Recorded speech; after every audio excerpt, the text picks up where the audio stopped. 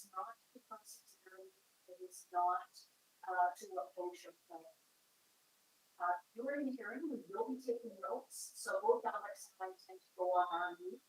So thank you for the background for this house. Hear my dog. But doorbell's ringing and things like that. As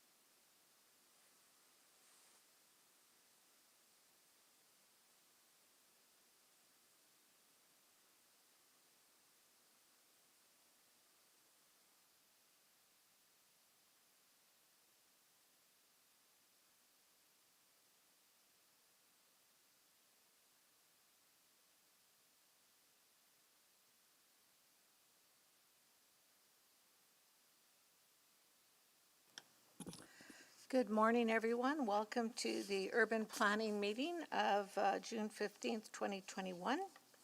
I will now start with a roll call. Councillor Banga. I am here, Madam Chair. Good morning. Councillor Katarina. Good morning. Good morning. And Councillor Henderson. Morning. Good morning. And I'm not sure if we're joined by any of my other colleagues. Please speak up if you're there. Doesn't sound like it.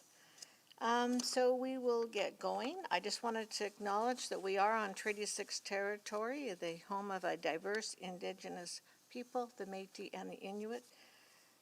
And as we begin, I will first look for a motion on the adoption of the agenda. And we have some additions on that as well, and a request for postponement. Councillor Banga. Madam Chair, I move that the June 15, 2021 Urban Planning Committee agenda be adopted with the following changes. And unfortunately, those changes disappeared from my screen now as we speak. Oh, there we are. With the addition of 6.4 administration response, transit and vulnerable population, 6.5 downtown vibrancy strategy, and postponement of 6.3 Edmonton Transit Advisory Board report, transit and vulnerable populations, and 6.4 administration response to transit and vulnerable populations. Thank you, and I understand there wasn't anyone available to speak to the postponement, which is why it's there. So any questions on the agenda? Just a quick question of when it's being postponed to, because there's no date on there, or is that being left to agenda review? We can have agenda review committee look at it, or this committee can decide. No, it's fine with agenda review. I just wasn't sure. Thanks. I just thought I'd ask for, not leave a loose end. Great, thanks. Madam Chair, 6.3, 6.4, you said, what was the reason for postponement? My understanding, there wasn't the folks from the ETSAB group available to speak to that particular item. So they had requested it. Okay, fair enough, thanks. Seeing no other questions, I'll call the question. Please vote.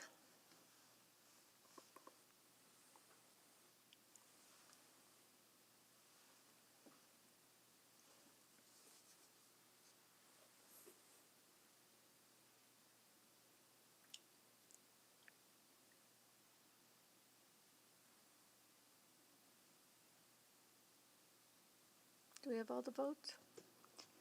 One moment. Yes, we have all 4 votes. And then display the vote, please. And that is carried unanimously. Thank you very much. Now I need a motion on the approval of the minutes. Happy to move that. So that's the minutes of May 25th, 2021. Any errors or omissions? Seeing none, please vote.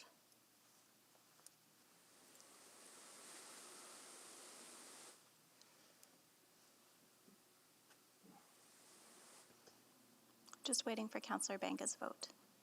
I am a yes, Madam Chair. Thank you. We have 4 votes. And display the vote, please. And that is carried as well.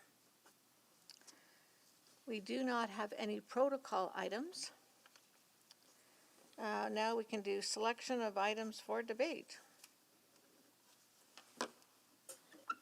I'm happy to, I think we should hear from, I don't have a huge amount of questions, but I think we should hear on 6.1 from the Transit Advisory Board and the downtown, and we have speakers on downtown vibrancy strategy. So, and we should probably grab 6.2 at the same time.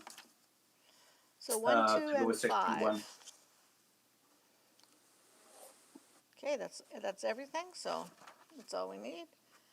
We don't need to vote on nothing, there's nothing left there. Oh, sorry, there is a vote for request to reschedule reports. Councillor Katarina, would you move that one?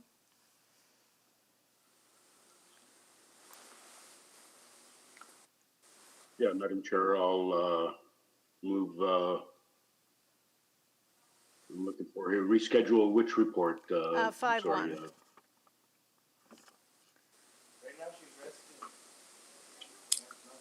Item 5.1, alternate landscape options. Oh, 5-1, okay. Yeah, I'll move that. All right, please vote.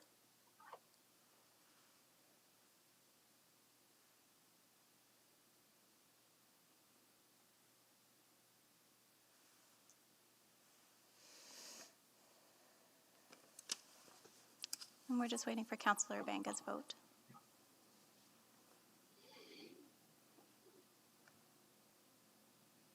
Councillor Banga? Oh, I had the mute on, but I'm a yes. Thank you. We have 4 votes. And display the vote. And that is carried as well. So now we have requests to speak, and we do have 3. I'm happy to move those. That on 6.5, we hear from Panita McBrien from Downtown Business Association, Martin Kennedy from the Downtown Business Association, and Nan Pai from NAOP. Thank you. That's all I have as well. See no others, please vote.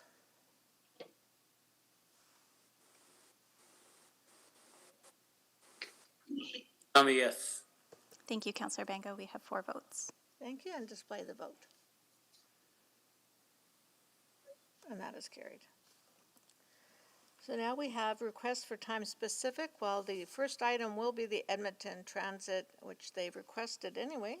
The second item was scheduled, the downtown vibrancy was scheduled for 1:30, and the clerk's office is reaching out to see if we can move that forward to this morning. Yeah. Okay, that's good. So we'll stay tuned, and hopefully we can reach those three speakers to join us this morning. It makes more sense to finish this morning, so. Any concerns with that? See none, it looks like we're ready to begin with 6-1.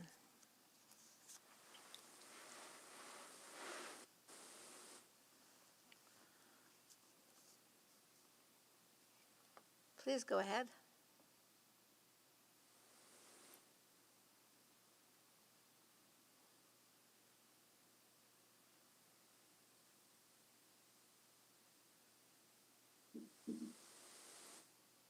We can see your presentation, but we can't hear anyone.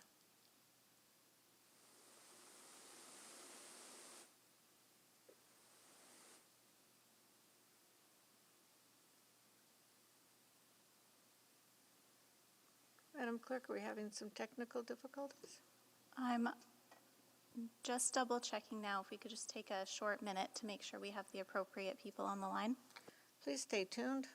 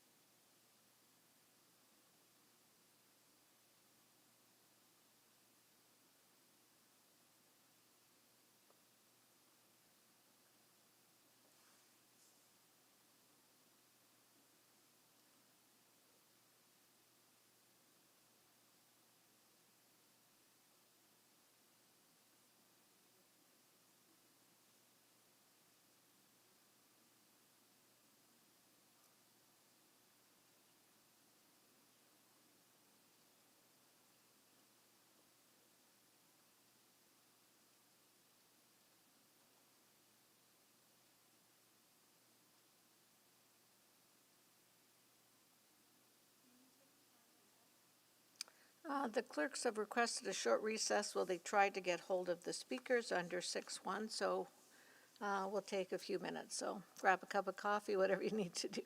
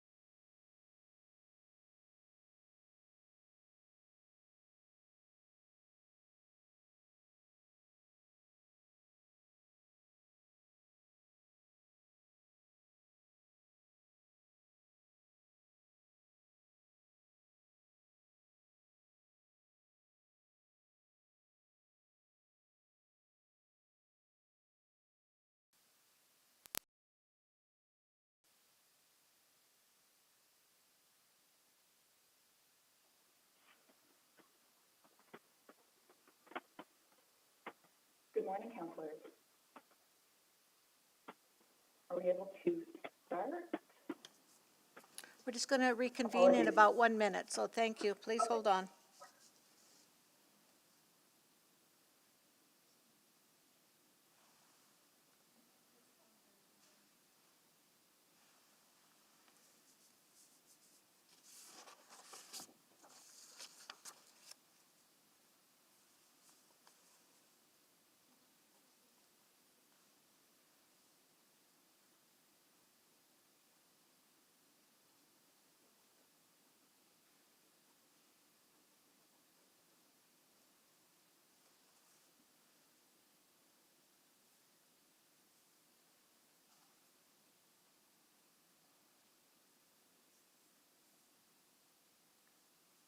Okay, we're reconvened. I'll just do a quick roll call. Councillor Banga, are you with us? I'll come back to him. Councillor Katarina Yeah, I'm here, Madam Chair. and Councillor Henderson, I could see you. Yeah, haven't moved. Councillor Banga.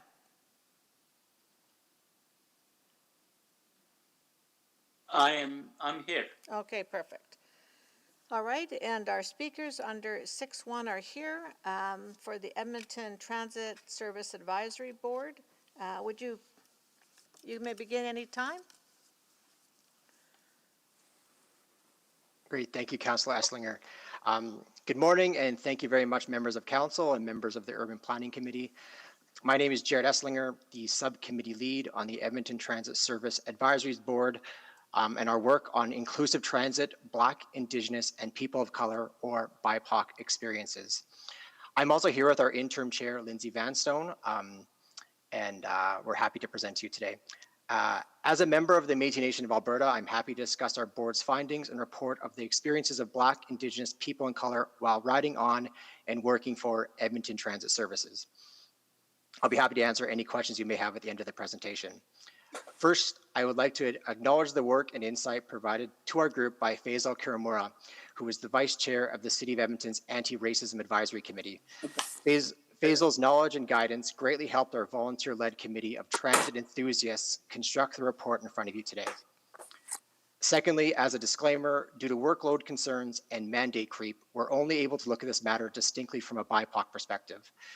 We acknowledge there's a great deal of intersectionality with the issues faced by BIPOC individuals based on their gender identity, sexual orientation, religious affiliation, ability level, or they may be members of another systemically disadvantaged group or a combination thereof. While we're not able to address those concerns in the report before you today, we have left the matter open and this could be addressed by an EDSAB report in the future. Next slide, please.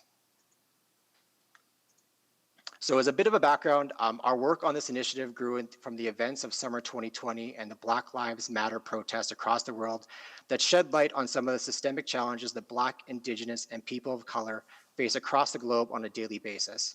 With the recent tragic events of what happened in London, Ontario on June 6th of a Muslim family being run down while going out for a family walk, coupled with the recent rise of reprehensible attacks on Muslim women, including those at the Edmonton transit stations only a few months ago, to what happened just this last Saturday, to the unfortunate rise of anti-Asian sentiment during the COVID-19 pandemic, shows that racism knows no bounds, nor is it limited to certain jurisdictions or public institutions. We hope this report can inform City Council and ETS administration to help make Edmonton Transit a more inclusive, safe, and respectful place for BIPOC individuals across the city and the capital region as a whole as we transition to a regional transit system. Next slide, please. So our members conducted research into initiatives in other jurisdictions that have and are continuing to work address systemic issues to make transit a safer and more inclusive place for BIPOC individuals. This included the City of Toronto, or the Toronto Transit Commission, or the TTC, the City of Seattle, King County, and Sound Transit, and as well as information provided to our members from the City of Edmonton staff on ETS operations. The purpose of our research is to highlight that jurisdictions other than Edmonton are grappling with the same issues as ETS when it comes to fostering a more inclusive and safe transit system. It is meant to showcase some of the issues in those other cities, as well as some of the resulting actions of transit agencies to remedy their community's concerns. Additionally, we would like to thank our ETS liaison, Marc Lachamp, with his help in providing us a great deal of information from ETS and City of Edmonton-wide processes that helped inform our report. We had a great deal of diverse asks from Mark, from HR policies to enforcement statistics to information on social services within the City of Edmonton and more. Mark did a great job in tracking down our requested information and passing that on to us in a timely manner to assist us in developing the recommendations for you today. Next slide, please. And I'll just move on to the next slide. Thank you. So we looked at the Toronto Transit Commission. And so in 2019, the Toronto Star requested information from the Toronto Transit Commission on the information collected on field information cards. These were forms that were completed during investigations with the public, where TTC fare inspectors, for those who were believed to have committed fare evasion or other offenses while in the transit system.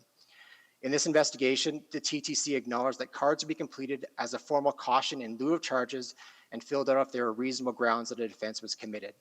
In excess of 40,000 cards were filled out between 2008 and 2018 and were to be kept on records for 20 years according to TTC bylaws. This information would then be used to determine if an individual had previous interactions with TTC officers in the future, whether or not another offense had been committed at a later date. In approximately 3/4 of these stops, TTC officials recorded the race of the individual of the interaction of the field information cards. The data show that 19.3% of those individuals were Black, compared to the statistically representative 8.9% of the Toronto population that self-identified as Black. After community backlash based on the information in the field information cards and other systemic issues, an official investigation was launched in mid-2019, and the practice ended shortly thereafter. In a part of that work, after calls from community members, the TTC developed a 10-point action plan and a 5-year diversity and human rights plan. This included hiring an inaugural director of diversity and culture, and the TTC also sponsored the first international chapter of the Conference of Minority Transit Operators, which is a US-based agency that advocates for employment diversity, inclusion, and contracting opportunities in the multimodal and multi-billion-dollar transportation industry. Next slide, please.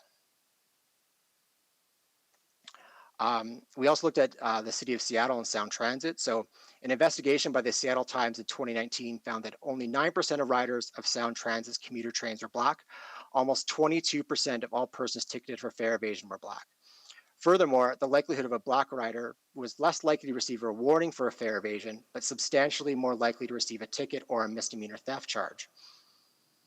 A 2018 audit by Sound Transit determined that the cost of the organization for check for fare evasion was approximately $6 per person. That included the administration, collection, and court costs, and represented nearly double the most expensive fare option on Sound Transit. Through this work, alternate models of enforcement were developed for fare evasion, such as community service. And next slide, please.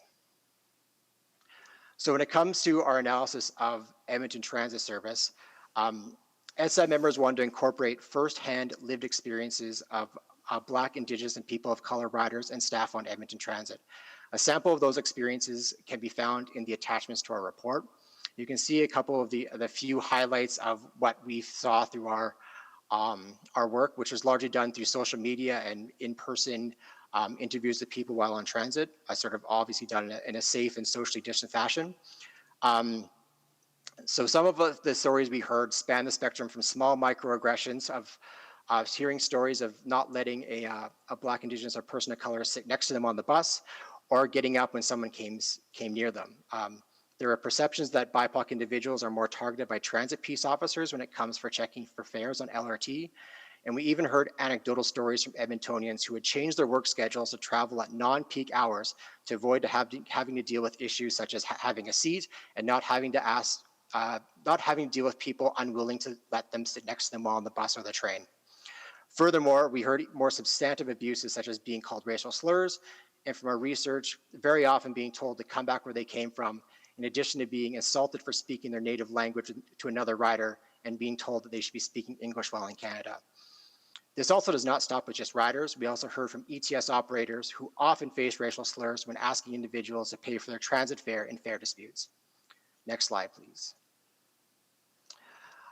Through some of our quests to City of Edmonton administration, we have found that 61.5% of the total interactions of transit peace officers were with individuals that identified as a Black, Indigenous, or person of color. This far outstrips what is proportionate to regular population distribution, which is approximately 41.8% as per the 2016 census. Subsequently, from 2016 to 2020, of all the transit peace officer warnings and tickets issued to BIPOC individuals, 86% of the total warnings and 81% of the total tickets were issued to Indigenous people. And of that 41.8% amount of people that are identified as a BIPOC person, 5.4 of the total population identifies Indigenous, which is a small piece of the overall population. Next slide, please. When it comes to fare evasion, a report by the CBC in 2019 indicated that almost 6,000 tickets for fare evasion were issued by ETS in 2018. Student Legal Services of Edmonton also highlighted that 2,500 of those fare evasion tickets were given to those with no fixed address in 2018, which is approximately 43%. Adding to that, Edmonton's 2016 homeless count identified that 51% of those struggling with homelessness in Edmonton self-identified as Indigenous. So using those two figures together, it can be assumed that fare evasion tickets disproportionately impact our Indigenous community in Edmonton compared to the rest of the population. Additionally, the current $250 fine of fare evasion is approximately 72 times higher than a single fare of $3.50, and unnecessarily punishes those who are least likely to be able to pay for a single fare, not even considering an additional fare evasion fine. Next slide, please. Now on for our recommendations. So, next slide, please, sorry. So we recommend that ETS implements BIPOC-friendly human resource practices within ETS. So this could be such as considering hiring a director of anti-racism inclusion, similar to what is done with the Toronto Transit Commission. The development and implementation of specific anti-racism training for ETS staff members. Throughout our work, we did hear that the City of Edmonton offers a great deal of GBA plus and unconscious bias training to City of Edmonton staff, but we did notice a distinct lack of anti-racism training. We would encourage ETS and the City of Edmonton as a whole to develop specific anti-racism training for all City of Edmonton staff members. We would also strongly encourage that anti-racism training be delivered by BIPOC individuals wherever possible. We also recommend the development and maintenance of a baseline for BIPOC employment within ETS, including senior management that aligns with the demographics of Edmonton. Additionally, there could be consideration for the sponsorship of a COMTO chapter in Edmonton for BIPOC ETS staff. Next slide, please. We also recommend that ETS engage in proactive, ongoing communications with Edmontonians related to transit. First of all, a public declaration that racism and hateful speech is not tolerated on ETS vehicles and infrastructure. These notices should be posted in highly visible locations, at stations, and on vehicles. We also recommend the incorporation of Indigenous names and words into ETS infrastructure, similar to what has been done with the Indigenous Ward Naming Knowledge Committee with the ward restructuring. We also recommend that ETS reports and communications can be developed in multiple languages and distributed to local community groups, such as the Africa Center and local friendship centers. We also recommend that ETS gather, track, and share data related to BIPOC experiences on ETS through open data. This includes the rates of tickets issued to BIPOC individuals, interactions with transit peace officers, and other similar statistics provided to ETSAB in the development of our report. We would also recommend there could be a possibility of engaging with post-secondaries to advance debate on racial justice and systemic racism. Next slide, please. And lastly, we would also recommend a de-escalation of fare enforcement. We recommend that TPO resources, where possible, are redeployed from fare enforcement to safety and security patrols in order to make bus and LRT stations more safe for riders in an attempt to avoid future situations similar to the attacks on the Muslim women seen at Southgate LRT station in late 2020. We also strongly suggest aligning fare enforcement fines to parking tickets so that punishments for non-payment are agnostic to transportation option, whether that being taking public transit or driving a personal vehicle. Additionally, where possible, we We would suggest referring those who are unable to pay their transit fare to social agencies and departments within the City of Edmonton that may be able to provide additional wraparound supports for people during their time of personal hardship. Additionally, providing alternate forms of payment for fines, such as community service, would also help work to promote an idea of not further providing monetary punishments to those who already have very limited funds. Next slide, please.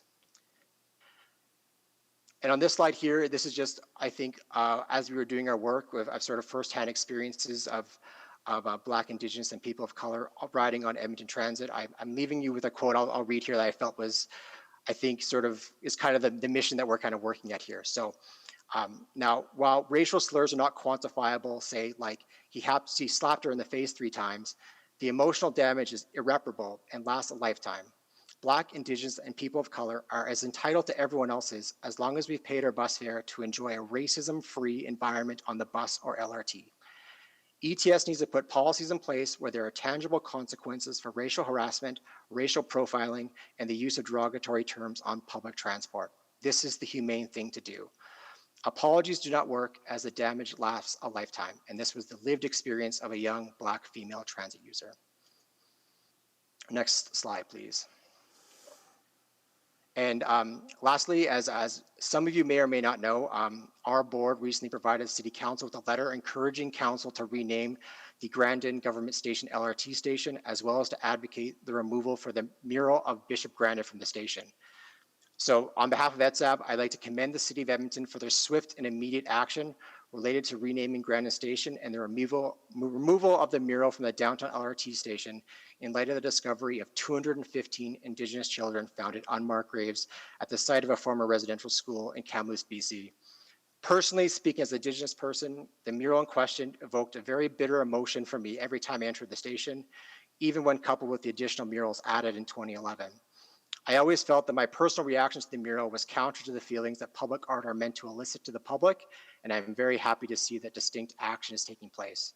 With that, we would encourage Edmonton City Council and City Administration work with Indigenous communities and groups to come up with a new name for the station that supports the continued and ongoing effort of reconciliation with Indigenous people. Next slide, please. And that is the end of our presentation. So Lindsay and I are happy to answer any questions that anyone may have. Well, thank you very much for that presentation. Do we have specific questions on the presentation? Sure, I can ask a few. If that's all right. Councillor Henderson, please go ahead. Yeah, because it seems to me that this breaks into 2 categories. One is, you know, the larger issues of racism that are passenger to passenger. And I'm wondering, in your conversation with our anti-racism working group, because it seems to me that's a larger citywide problem. And I'm just wondering if in your recommendations, I mean, I think there's clearly work has to happen in the city, but if there's anything transit specific that you pulled out around that, apart from the overall work that clearly we have to do as a city. Yeah, thank you, Councillor Henderson. I think, yeah, there was a lot of discussion about that, especially with our rep from the Anti-Racism Advisory Committee. I think what was clear is that there needs to be open and communication about that racism and hateful speech is not tolerated, like, period. So whether that is done on signs within buses and on the trains and on the platforms.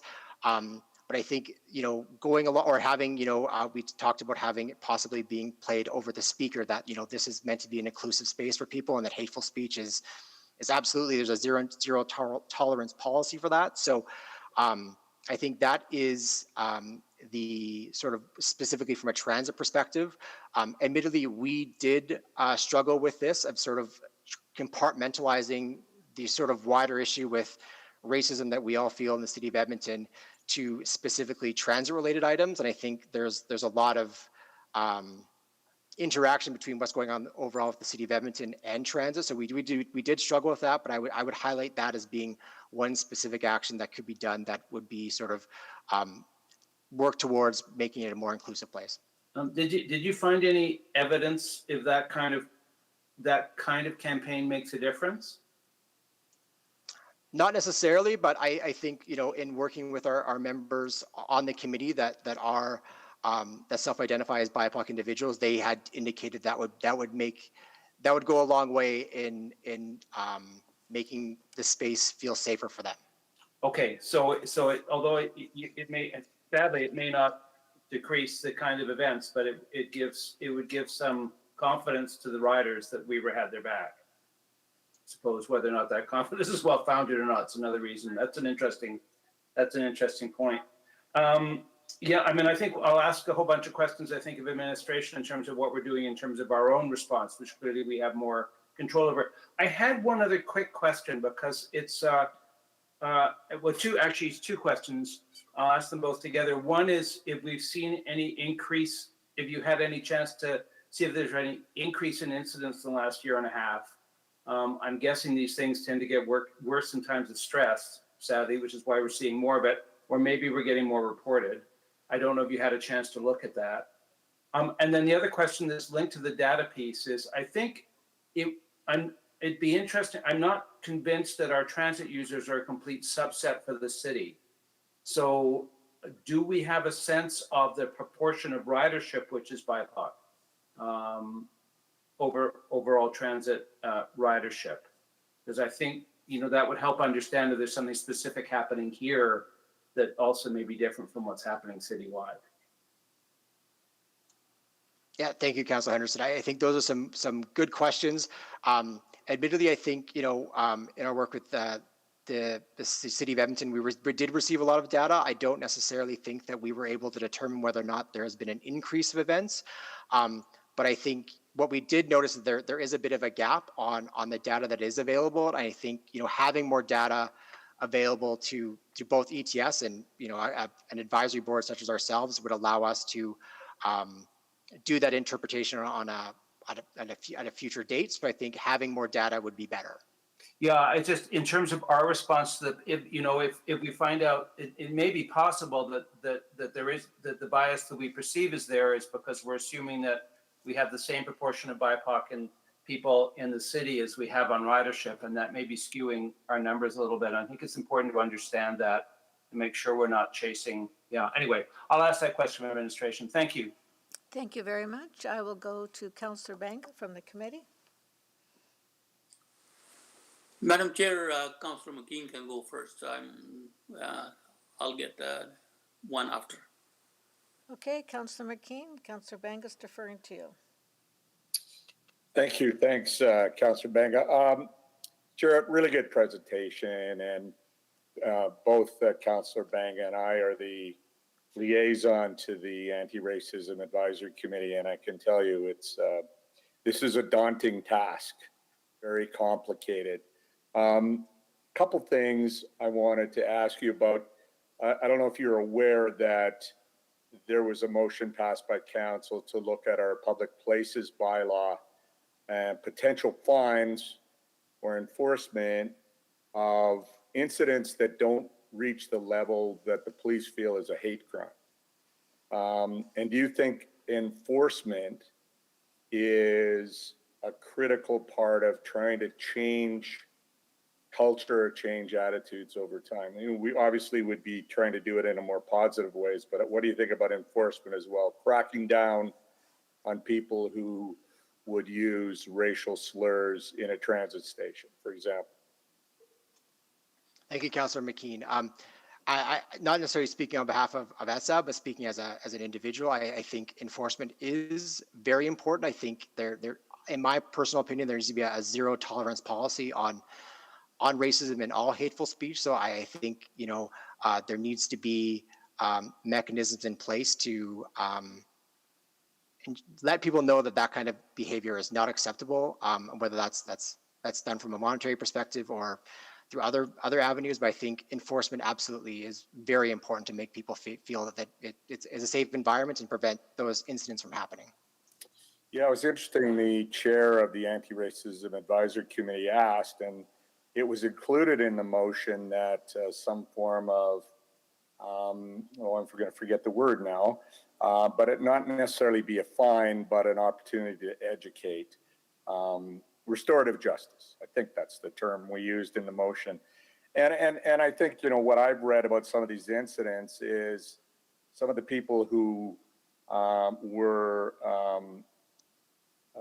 who engaged in these overt examples of racism were probably people that were under extreme stress as well. So just your thoughts on that, like, again, to add to the complexity, some of the evidence is some of the people that were doing this, or maybe a majority of the people that were doing this, were vulnerable people as well.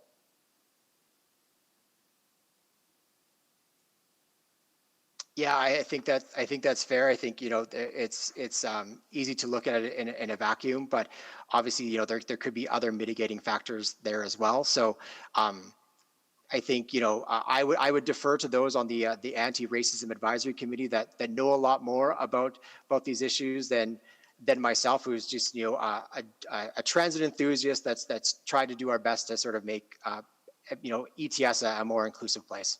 Well, at the risk of asking you a question that you might defer to the Anti-Racism Advisory Committee again, any thoughts on, because I know you brought up people being ticketed, people with no fixed address. And I'm sometimes wondering about the overlap between racist practices and criminalization of poverty. And they can both, I think there's an overlap there and we have to be aware of both, but any thoughts you'd have on that, Jarrett?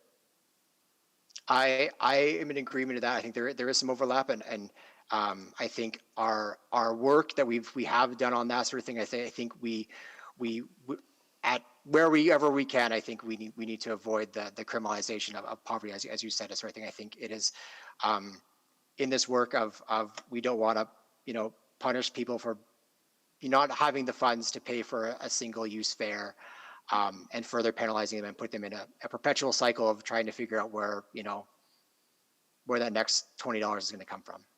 I just want to say I really appreciate ETSAB taking on this very complex issue and advocating for BIPOC people. Thanks. And with your last name, we know you're solid. So thanks, Jarrett.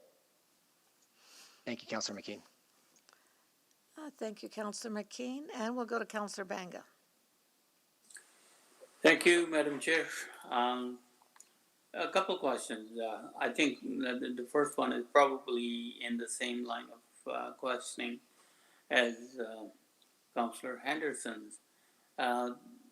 Most of the incidents that seem to come to our attention either through social media, they seem to be again from the transit user from one to another, and there are none or very few that are coming from the employees of ETS.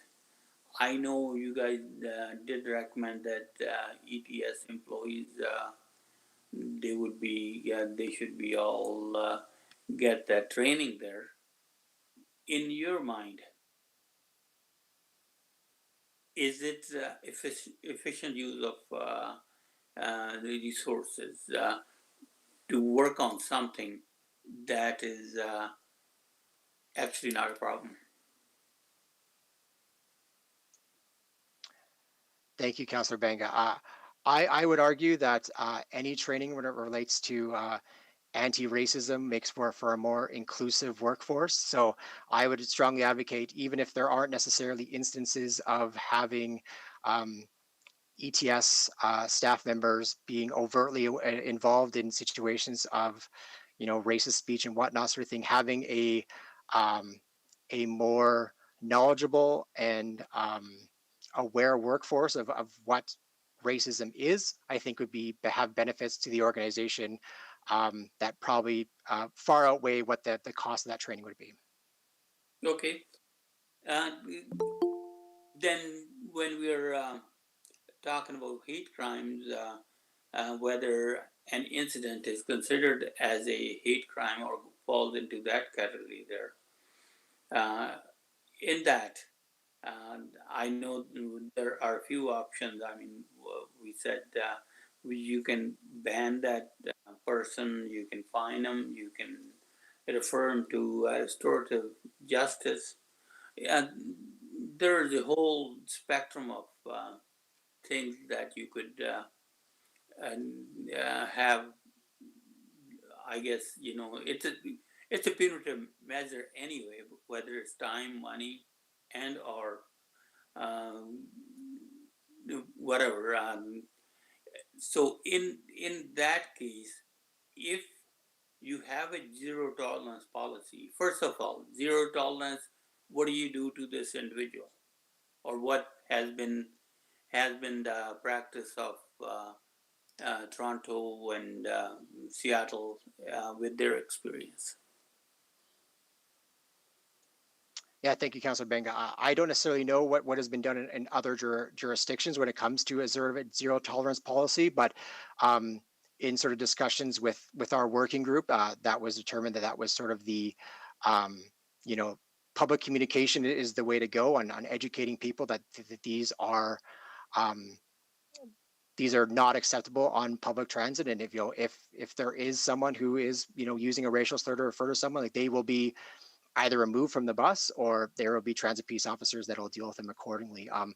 Whether or not that is a criminal charge or what have you, sort of thing, I'm certainly not a law enforcement expert, sort of thing. I'll defer to the experts on that. But I think just going out and communicating that it is a zero tolerance policy, ideally would be the same work as the city of Edmonton's work on indicating that it's mandatory to pay a fine. I think it's just having that communication out there that this is not acceptable on transit, I think would go a long way in hopefully dealing with some of those issues. Okay. In anticipation of this report coming today, I ended up speaking to a few transit operators, and their main concern was that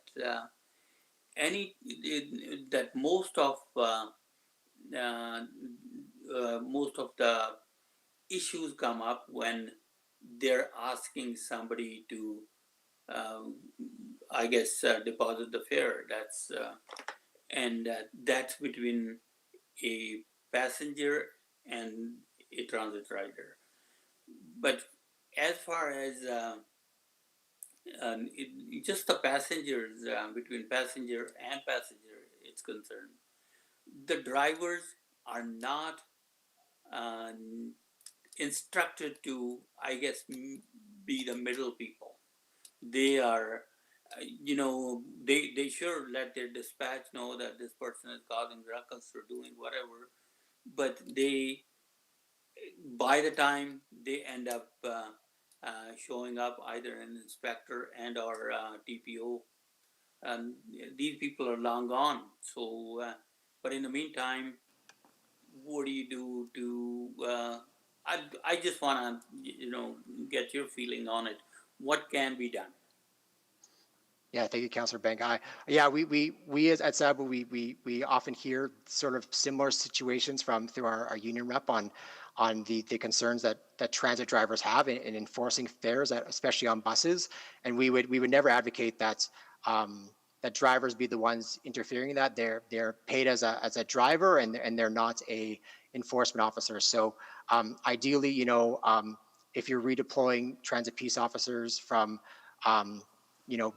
instead of doing sort of fare enforcement at LRT stations, and they're more readily available to deal with situations that are arising on a bus and they're more mobile, ideally you can sort of hopefully deal with those issues. But again, there are going to be situations where there is a concern, and people are being removed from the bus, or they leave the bus, and the transit peace officers show up and they're not there.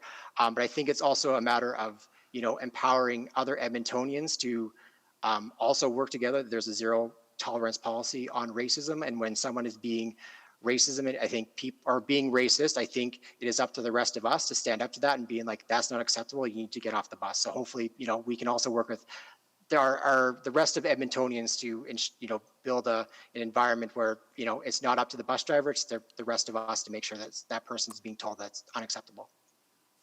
Thank you. I'll come back for a second round. Thank you. Councillor Katarina?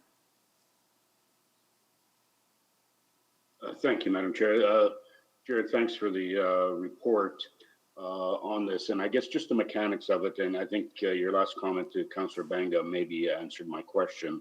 The zero tolerance is based on education more so than anything else, because the consequences and how to monitor and that. So basically, I've just heard you say that the general public should be sort of the monitors to for when these things actually happen, to speak up, because obviously we have protocols in place for drivers, and we've heard about peace officers arriving or not arriving, all those sorts of things. So basically, your suggestions are education and for people, all people of Edmonton transit riders to buy into the zero tolerance. Yeah, thank you, Councillor Katarina. I think it is imperative on all of us to sort of, as Edmontonians, to stand up to racism. I think if there are certain situations where there is an incident on a bus or a train that is rising, and there's a threat of violence, I think obviously there needs to be transit peace officers or police services, those resources being deployed. But I think public education is the key, and just indicating that is as much as possible that racism is not tolerated, and just communicating that wherever we possibly can. Yeah, and I know Gord's on the call here as well. Safety, public safety on our transit system, whether buses or LRT, and that has been long-standing issue, and especially in some of the stations. And the fact that enforcement or enough peace officers to monitor all those sorts of things has always been a big issue, and still needs to be addressed. So with the racial slurs and that sort of thing, in the sort of pecking order of response to it, I mean, we have, there's many more serious things, assaults and that occur that we can't necessarily get to in a timely manner. So with this, if it's public education, that's one thing, signage and announcements. Enforcement with more peace officers than that's a budget discussion. So I don't see here where you've recommended that we look at increased budget for peace officers, for example, or for transit. So did you discuss that, or is that part of your strategy? Because I didn't see it here. Yeah, thank you, Councillor Katarina. Yeah, admittedly, we struggled with scope on this work. Just it is so far-reaching in that our ETSAB has worked on safety and security measures quite often. It's always an item that we're talking about in our strategic planning sessions of a concern that we want to bring forward. I think what our perspective on this is that we were going to incorporate some of this work into the board's work, additional work on safety and security. So we deliberately kind of we didn't look at it of the extra allocation of transit peace officer resources, because we assumed that would be sort of included in sort of a specific safety and security report. Thank you, Jared. Thanks, Madam Chair. Thank you, and certainly appreciate this report, and that you're willing to take on a challenging subject that we all need to work on.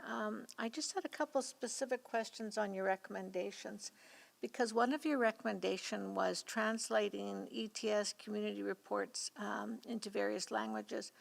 I'm just not sure what kind of community reports you're referring to. I think possibly, so reports, I know like ETS does a report to the community. I think, if there are the ability to have bus, route networks and other sort of, promotional materials in other languages, we have heard that newcomers often have a difficulty with navigating the transit system sort of due to language barriers and whatnot. And being able to work with existing community groups to kind of help disseminate that information to like the communities that they work with would sort of help mitigate those issues. And that was the intent of that recommendation. Okay, and then what about the app? Because it's just in English. Do you think that should be in other languages, or? I obviously understand there are, monetary concerns that city councilors deal with on a regular basis. Ideally, having it available in multiple languages would be beneficial, I think, but obviously there are costs that are associated with that. So, again, ideally as many languages as possible, but certainly that needs to be balanced with the resources available. So I would sort of leave that up to ETS administration to sort of determine how best to deal with that.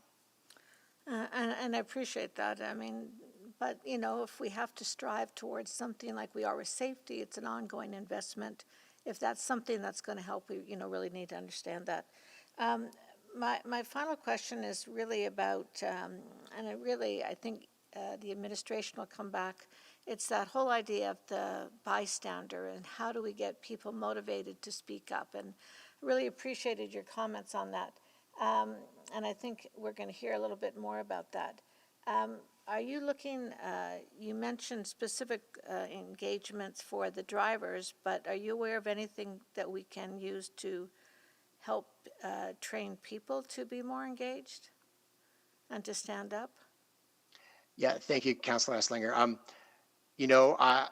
Not necessarily. Again, I think we struggled as a group with sort of as transit enthusiasts try to take on some complex work. I think and working with the vice chair from the Anti-Racism Advisory Committee, I think they have some great resources and I think are infinitely more knowledgeable on this subject than I think that we would be. So I would defer to their expertise and their work in their communities on that. Thank you, and I recognize that scope creep is really hard to maintain on some of these challenging social issues, so thank you for all your work. And I'm going to pivot now and go to Councillor Paquette on the first round. Oh, thank you, Madam Chair. And thank you for your report. As I was listening to it and reading through it, one of the things that struck me is that what we are dealing with, because it's within our capacity, are the impacts of root causes. What's not in our capacity generally is to deal with root causes, although there are some recommendations in your report that talk about directing people to services that can start to help on that path. So I'm just wondering what your thoughts are on that. Yeah, thank you, Councillor Paquette. Yeah, that's a difficult one. And again, I think, going to the sort of scope creep and mandate, I think we certainly struggle with that of sort of, how deep do we go into sort of the root causes of some of these ills? And we did try to sort of frame it as much as we can, sort of in a transit context. Ideally, we would be able to sort of include some of that root cause analysis. And I think, there's a bit of a struggle of us as sort of as a volunteer board and kind of, again, transit enthusiasts trying to sort of take on sort of this complex work. And ideally, we'd be able to sort of include a lot of that into our recommendations. And I think we try to, but there's certainly more work that could be done in that regard. And I would, again, I think, I know the City of Edmonton is doing a lot of work in that regard, which is commendable. And I would just, encourage more work in that regard. Okay, yeah, and that makes sense. And your recommendation for education is actually well taken, because it seems to me that the response that people have to, I guess, the expression of root causes can itself be sort of a dysfunction, societal dysfunction. And so if we can change our response, maybe we start to change that whole conversation. So some people might say, well, this seems like, a lot of great ideas, but it doesn't fix anything. But really, because we change the language and the approach around these things, maybe we actually do get there. Is that something that you were thinking about? Yeah, absolutely. I think that goes right to what exactly we were trying to do with this report. Yeah, okay, thank you. And it's a lot of work. And I again, thank you for that and for everyone who worked on it. The other aspect, I guess, that I noticed is that there seems to be so much overlap when it comes to equity and just basic approaches to human rights and safety. And we've heard about security, we've heard about bystander effect, we've heard about the approach to fines and enforcement. I'm just wondering if you could prioritize these things. How would you do that? What would be your approach? And I understand, I'm asking big, high-level questions that might actually take a lot of resources to answer, but you've done a deep dive here. And so from what you've gleaned so far, how would you prioritize those things? Yeah, thank you, Councillor Paquette. I think above all else, I think, public education and advocacy of sort of anti-racism practices, I think would be first and foremost. And I think that's also the most difficult thing to do. I think it's educating people and making them question their own perspectives on the world and how they view other people is always going to be difficult and something that we're probably going to have to do for forever. But I think that's the most important, and I think other ones come down from there. But I think as you said, that it probably takes a lot of resources to do that. But I do think the public education is the most important side of this. Yeah. Okay. Thank you. And it seems to me, and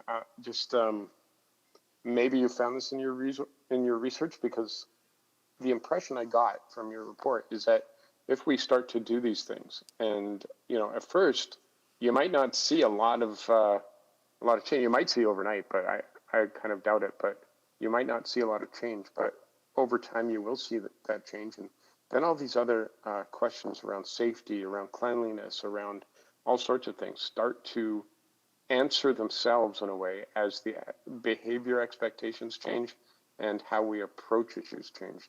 Was that borne out in your research? Yeah, absolutely. I think, a lot of these recommendations may not necessarily have immediate impacts, but ideally, when we're, looking at our transit system 10 years from now, hopefully there's some significant changes. All right, thank you. Thank you. And Councillor Banga, did you have another question, or has that been answered? Yes, I did. Oh, please go ahead then. Thank you. Just a couple more questions. I know, again, you mentioned in your report and also in some of your answers that Edmontonians could be empowered to step in, I guess. When, citizens can make an arrest when there is a crime being committed and they witness it. But at the same time, the police, the institutions, they all tell people to not interfere, because then their safety is jeopardized. Do you think between that and what you're recommending would be sending a mixed message signal there? Yeah, thank you, Councillor Banga.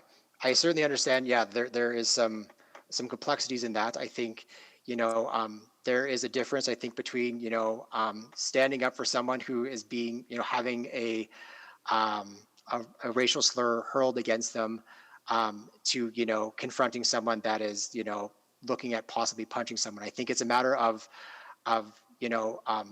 as Councillor Paquette mentioned, sort of the bystander effect. And a lot of times I've seen it on the bus myself, where someone is, telling someone to go back to their country, or telling them to speak English. And, too often we just say nothing. And I think it's a matter of empowering people to say to others that that's unacceptable. And ideally, that's the end of the story, and that maybe that changes behavior. But I certainly would never advocate for a citizen to interject in a situation where their personal safety would be compromised, or they may be part of a sort of a larger dispute, and personal harm may come to them. I would never advocate for that, but I think it is a matter of finding that fine line of empowering Edmontonians to tell people that this is an unacceptable practice on ETS vehicles. But at the same time, ensuring that they're, not getting into escalating a situation where, again, they could be, personally harm themselves. Okay. So just moving on to those two jurisdictions that you scanned, I guess, Toronto and Seattle. they have implemented some of these recommendations to a more or less degree there. Is there any study or indication from their point of view that it is working, or is it not working, or what should be different? Yeah, thank you, Councillor Banga.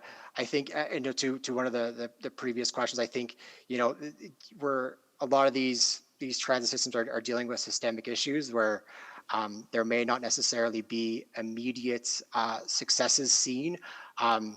Again, in our research, again, a lot of these changes, the Toronto Transit Commission, these changes are taking place right now. And in Seattle, they're taking place, in 2019. So they're only a few years ahead.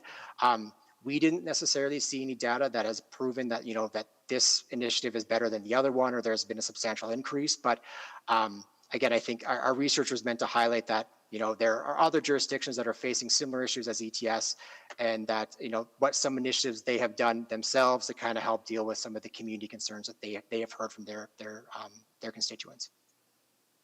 All right. And my last question, I guess, is about the fines. $250 fine is too much. Of course, we all know it's too much. But again, in consultation with those different jurisdictions, did you come up with a number that you think is the fair number for fine? Yeah, our recommendation would be that it would be tied to what a similar ticket would be for non-payment for parking, say for instance in downtown Edmonton. So it should be any sort of fines for whether it's fare evasion or not paying for a parking ticket should be agnostic to the transportation choice, whether that's public transit or whether that's transportation by a single occupant vehicle. Okay. And my last question would be this no fixed address thing.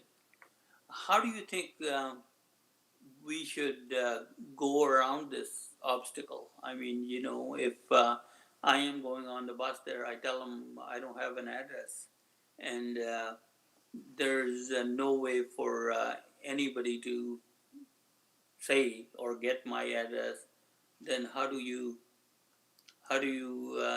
do any enforcement? If I know we are always saying that there is threat of enforcement, that makes it work. But how do we do that? Sorry, I've been a little too long. Yeah, thank you, Councillor Banga. That's a great question. It's obviously a difficult issue, and the city of Edmonton is battling a problem when it comes to affordable housing and a population that's struggling with homelessness. So I'm certainly not an expert in that regard. I know there are other agencies that know a lot more than we would as EDSAB to sort of help address that issue. And I would recommend additional consultation with some of the community groups that are working with those specific vulnerable populations. I think they would be the best ones to kind of answer how to best address that issue. Thank you, sir. And thanks for your report and hard work. Thank you, Councillor Banga. I have one question left. That's something that's popped in my thinking. In your research and your data, I know you're specifically looking at BIPOC and safety. Was there a gendered lens? Is gender a factor for people being more at risk? We see some of the attacks lately on women, but not limited to. Yeah, thank you, Councillor Esslinger. Yeah, we certainly discussed that. As sort of a disclaimer to our report, we only specifically looked at it from a race-based issue. Unfortunately, we do understand that that may be faced by BIPOC women or by LGBTQ 2S plus individuals that may be BIPOC as well. Like those issues are faced differently. They have other sort of unique circumstances given their ridership on EDSAB. We weren't able to get into that information. I think it was just far too big of a scope. We certainly acknowledge that there are very specific issues that those communities feel, but for the purposes of our report, we were unfortunately not able to get into those issues.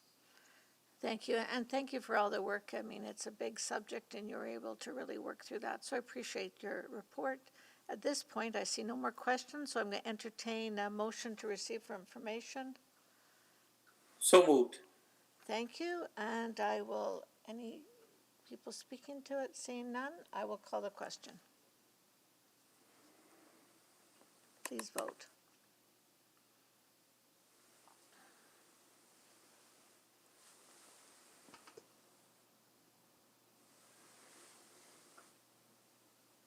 And we're just waiting for Councillor Henderson's vote. I'm a yes. It hasn't shown up on my, I don't know why. Thank Great, you. thanks. We have 4 votes. And display the vote, please. And that is carried unanimously. Once again, thank you for your report and all your work. And now we are going to turn our attention to the administration response under 6.2, and I'm not sure who's going to kick that off. Good morning, Madam Chairperson. We do have a presentation. Again, good morning, Madam Chairperson, committee members, members of council. We're here today to continue the conversation about our ongoing work to help enhance diversity, equity, and inclusion at the city, as well as in our public spaces and on our transit system. This work requires all of us to continue learning about the lived experiences of others, including our staff, and how something that may not affect us can deeply affect a colleague, neighbor, or friend. Our approach to inclusivity is rooted in compassionate, caring, and kindness for each other. And we need to be courageous to have these tough conversations in order to make progress. With those comments, I would like to now turn the presentation over to Ms. Carrie Houghton McDonald, our branch manager of Edmonton Transit, who will present administration's response to the ETSAB Inclusive Transit Report. Thank you so much. Thank you. Next slide. Perfect. Thank you, Gord. Diversity, equity, and inclusion is a critical pillar of the work that the city has undertaken over the last few years, and something I'm committed to improving for transit. I know we have important ongoing work to do. This is a journey, and believe we are on the right path. Diversity, equity, and inclusion challenges are all around us. They're deeply entrenched in our systems and public policy and connect to systemic racism. They will require difficult conversations, specific actions, and commitment to make things better. We have to confront racism and can't leave it to our diverse communities or the equity specialist alone in organizations to speak up. It takes leadership from all of us. The issues described by ETSAB are troubling and further reinforce the need to continue this work. We want to improve transit for riders and staff and ensure that everyone feels safe being in our transit system. Feeling safe is foundational for transit ridership. When we increase mobility across our city, connecting people to things like jobs, education, healthcare, recreation, and childcare, we are more inclusive and enable a better life for Edmontonians. We're looking at the overall customer journey and how riders, as an example, experience our trip planning tools, infrastructure, vehicles, following a gender-based analysis process to consider intersectionality and how people experience transit. We're also reviewing the employee experience related to our workplace and the challenges that some of our employees encounter when performing their job duties, including racism. We achieve great outcomes when we remove barriers and do this work on a personal as well as a systems level.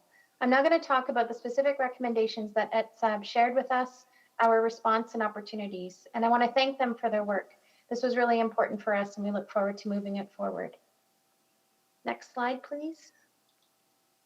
We are fully supportive of inclusive human resources practices, and the city has been working to implement our diversity and inclusion framework. Inclusion goals are supported by 4 key pillars: diversity, skill, equity, and growth. The Employee Services Department leads the anti-racism and inclusion efforts throughout the city, with help from staff who support the goal of advancing inclusion. Rather than hiring a designated FTE for Edmonton Transit Service, there are dedicated resources within Employee Services that we work with and who work with leadership teams to further diversity and inclusion for the entire city of Edmonton.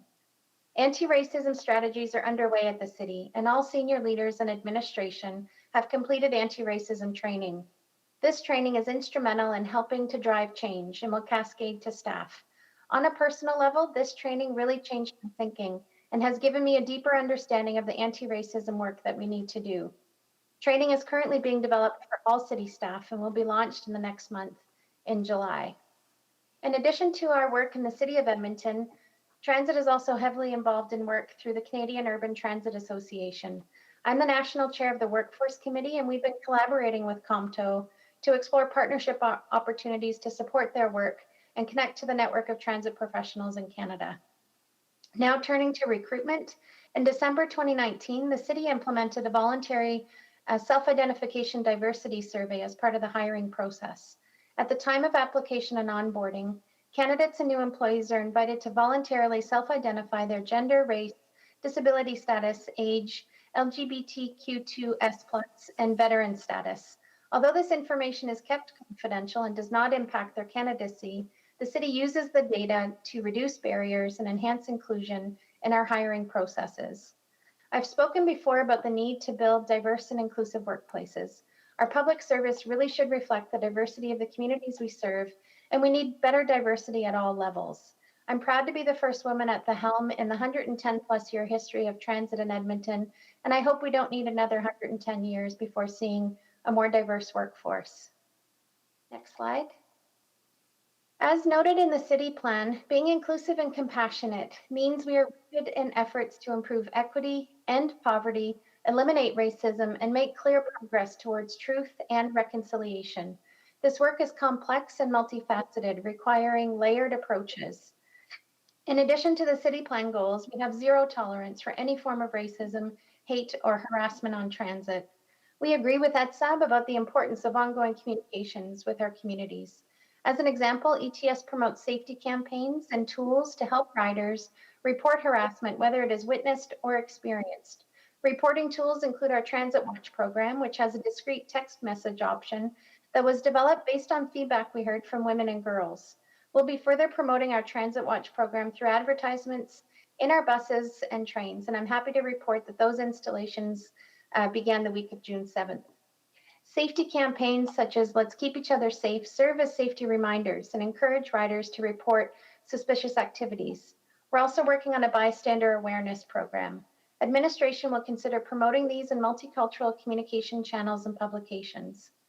The city's Indigenous framework was recently approved, and ETS is honored to support its implementation. We will be delivering a 3-year action plan to uphold the 7 commitments in this framework, including increasing staff knowledge of Indigenous cultures, traditions, and worldviews. In addition to our planned communication campaigns, we communicate in other ways with our riders and community through messaging during the transit journey. We moved quickly to respond to council direction to rename one of our LRT stations and transition the name to Government Center LRT Station. Many areas from across administration are involved in implementing the change to support work underway through the Grandin Working Circle process. Administration is currently reviewing recommendations in the Safer for All report presented to Council on April 6th by the Community Safety and Wellbeing Task Force. Administration is preparing responses, including efforts to enhance race-based data collection and expanding measurement and evaluation of community safety. In terms of the recommendation to actively engage with post-secondary institutions, we completely agree. There is work underway at the city to strengthen partnerships with our post-secondary sector, and we are excited to participate. We have collaborative partnerships underway related to customer research as one example. Next slide, please. ETSAB's next recommendation was about de-escalating fare enforcement. Administration will be updating bylaw 8353, conduct of transit passengers, to reduce the fare evasion fine according to direction provided at the City Council meeting on April 6, 2021. The change in fare evasion fine will move from $250 to $150. To help address the root causes of fare evasion, administration will also be working with social agencies later this year to co-create equitable fine repayment options. We will also be conducting an anti-racism review of current low-income fare programs to remove barriers and support equitable participation for those who need support. Improving access to transit passes for those who need them the most will help riders comply with payment requirements and minimize fare-related interactions with our staff. Another part of their report talked about the role of transit operators related to faring. The role of the transit operator related to proof of payment is to inform riders of the requirement to pay valid fare to use the service. Operators do not conduct fare enforcement. Fare enforcement is performed by transit peace officers. Should interactions escalate to a fare dispute, operators are instructed to notify the control center. Control will dispatch resources like transit peace officers. Given recent enhancements to our safety and security, response times for both TPOs and EPS have been great. They're responding in a matter of a few minutes in most instances. Transit peace officers have a tiered response to fare evasion, starting with education and coaching.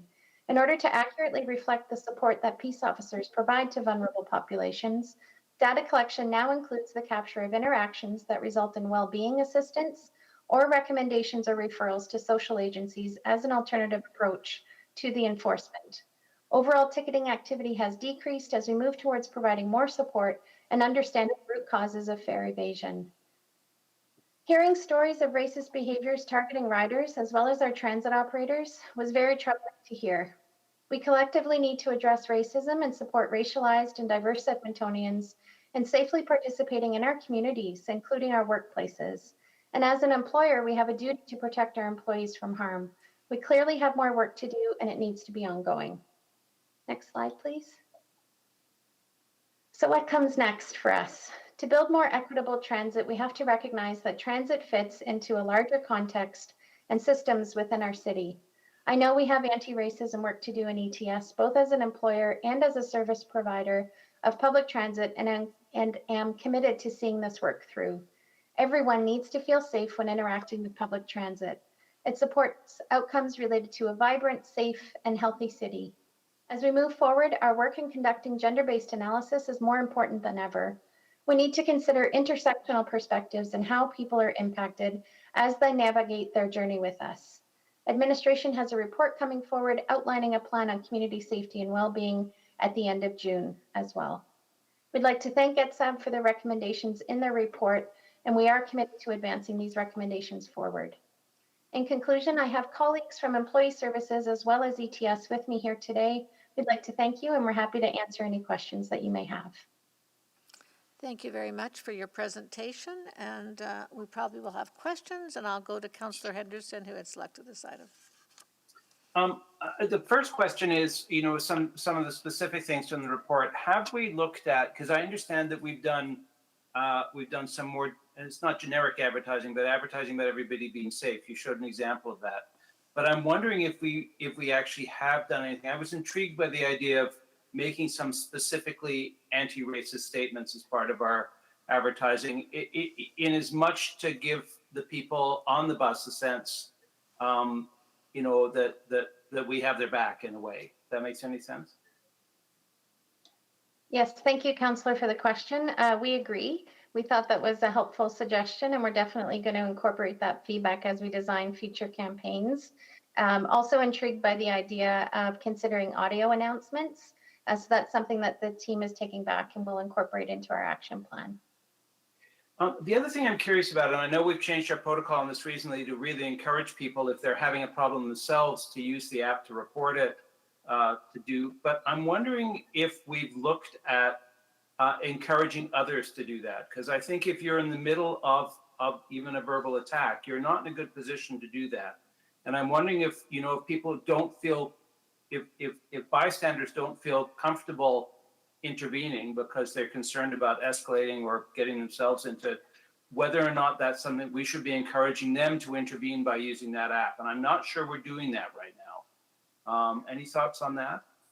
Thank you, Councillor. I'd like to ask Sarah to respond and explain the intent with the bystander awareness piece. Okay. Good morning, Council. Just a quick note that I've changed roles. So those who know me in my former role as planning and scheduling, I'm now in the Business Integration Workforce Development Director role. This is very important work to us that you mentioned, Councillor Henderson, around bystander awareness. And it's work we're kicking off now, connected to the work we've been doing on UN Safe Cities. And we're in the forming initial phases of this project to put together both training for public-facing roles in the city, as well as public education components around the role of the bystander in these types of incidents. And so we're in the forming stages of this project and moving into doing research on best practices from other cities and what we can learn from other campaigns in Edmonton. and important piece of work we're doing going forward. So we might, because I think some of that is, we have the app in place. Some of that would be about messaging and encouraging people, because there's always hesitancy, to escalate, I think. And I think if that's a useful tool, I just think we might get more bystander intervention if we encourage them and said, this is something we want you to do, as opposed to something you should only do under extreme circumstances. That's always been the problem with the emergency buttons, right? So, and that is a piece we're looking towards as a next phase of our advertising campaigns for this fall. Our initial campaign, what we just rolled out, is reusing some of our Transit Watch campaign. But for the fall, we're looking towards the role of what bystanders can do in using the tools that we have. So we are moving that direction. And then my final question, I think it would be interesting to know from a data point of view, because I certainly don't want to minimize this, and any even single incident is not acceptable. But I'm interested, there's a kind of assumption in our data that the proportionality of diversity in our buses or transit mirrors the diversity in the city. And I'm not convinced that necessarily is the case.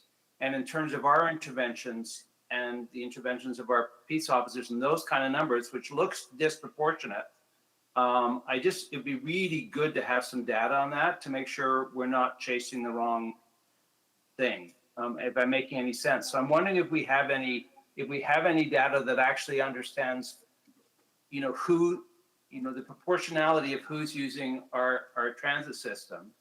And then it becomes really important to understand if there's a disproportionality of the people on the transit system. But do we have those numbers? Thank you, Councillor. So the short answer is we don't, but we are working on it. So the city is looking at the approach for the collection of race-based data. And that's some of the follow-up I think Sarah and I will do, is to explore exactly what you've described as part of this next step action plan on our end, to really do a deeper dive. Also want to consider the employee experience as well. So the two components, but completely agree with you. And then one more quick question. Have we seen in the last year and a half an increase in the proportionality of these kind of incidents? I mean, is this a sign of the stress in general, or is there any way to know that?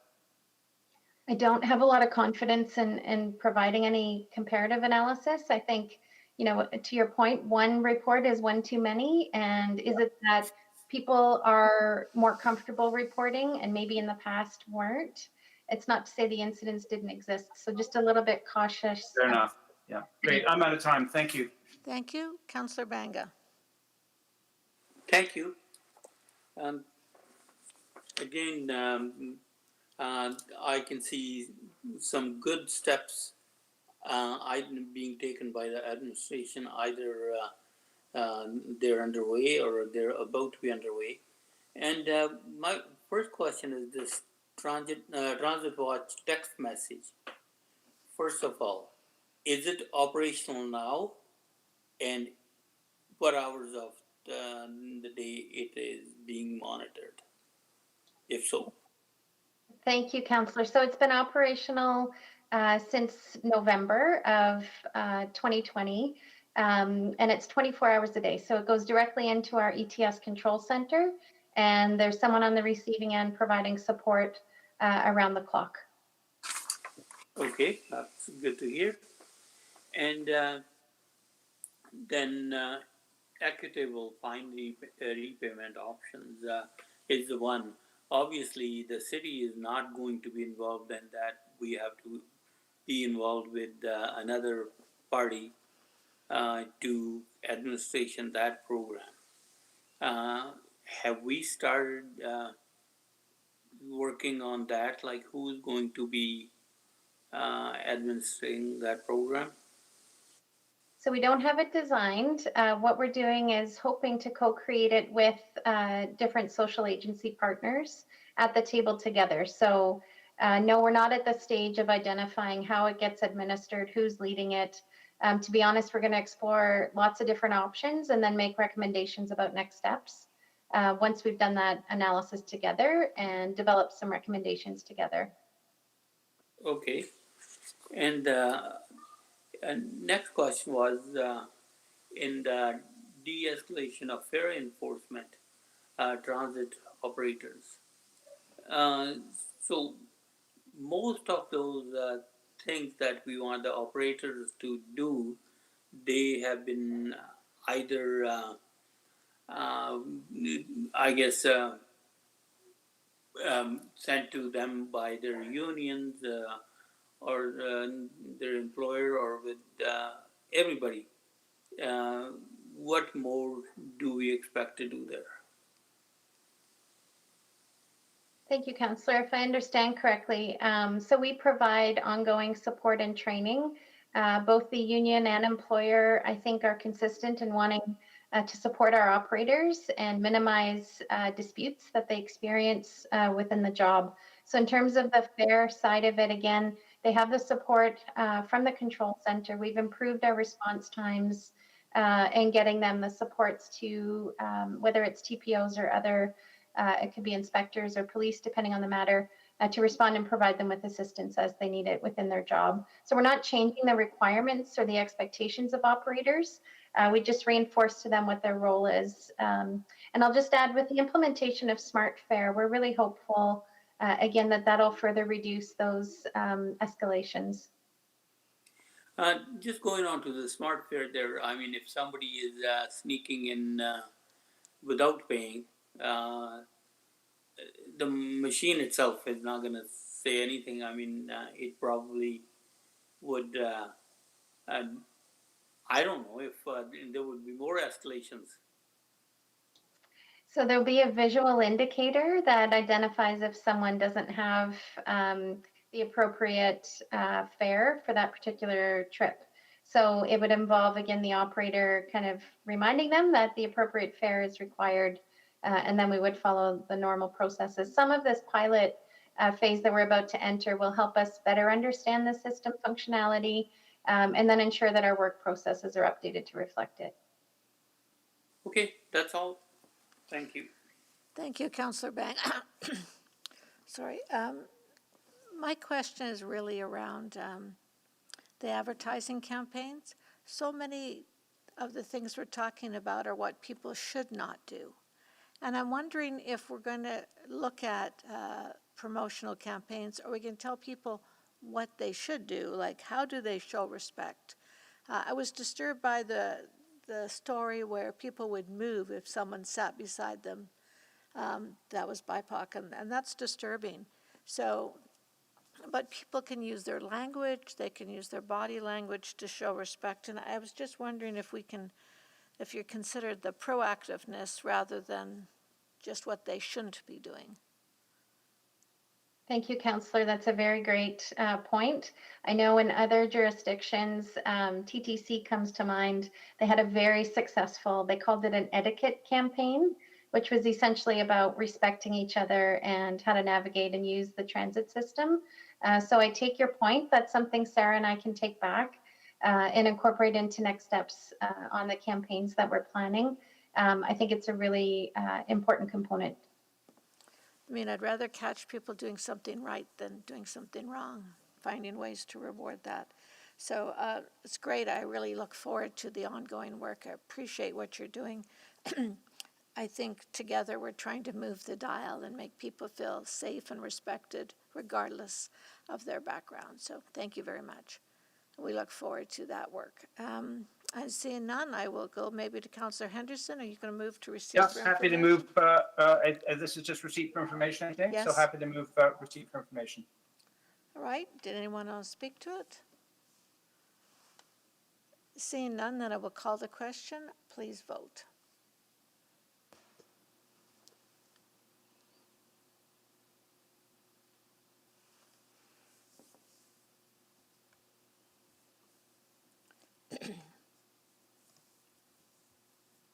I can see everyone is in the right spot. It's just taking a moment to load here.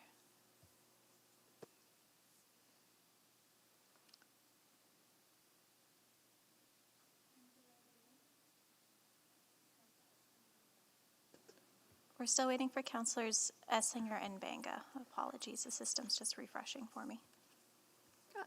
I'm a yes. Thank you. Yes, as well. Thank you. We have 4 votes. and display the vote. And that is carried unanimously. Thank you again for that report. We really appreciate all the work that you do. So that finishes item 6.2. And we'll move now to 6.5. Good morning, committee. We have a short presentation for you. Please go ahead. Excellent, thanks. I'm Stephanie McCabe. I'm the Deputy City Manager for Urban Planning and Economy, and I'm joined today by Jeff Chase, the Branch Manager of Economic Investment Services, Marianne Dobrinsky, and Claire St. Aubin from the Economic Investment Services, as well as a number of other key staff, including Christy Peltier, our new Director of Vibrant and Safe City, to present this very important downtown vibrancy strategy. Before turning it over to the team, I want to highlight the critical importance of downtown vibrancy. It is top of mind for our work, and we move quickly to support downtown through a number of actions, including hiring our Director of the Vibrant and Safe City group, who is led out of our City Manager office. We've also been convening our downtown partners. We initiated the Downtown High Impact Construction Grant, and we've been actioning quick wins related to the maintenance and cleanliness, among many other things in our downtown. I really would like to take the time to thank our partners for their support in developing this strategy and for their ongoing commitment to a collaborative implementation. I'll now hand it to Mr. Chase. Thank you, Stephanie. The COVID-19 pandemic has had significant impacts on all communities. Downtowns across Canada have been especially affected by the COVID pandemic, with office workers and students working and learning from home, and the usual amenities that attract people downtown all closed. Downtowns across the country have shuttered. To fully understand and measure the impacts of COVID, the city managers of Toronto, Montreal, Ottawa, Edmonton, Calgary, and Vancouver commissioned a report. The final copy was just published in March. The report determined that the overall challenge is the reduction of people downtown, and that this could run the risk of turning into a permanent cycle of urban decay where less people downtown means more businesses closed, and this in turn makes downtown less attractive, which then contributes to people and businesses moving away. Next slide, please. Downtown Edmonton is important. It is important to the city as a whole and to our region. Our downtown is a place where commerce, diversity, and creativity flourish.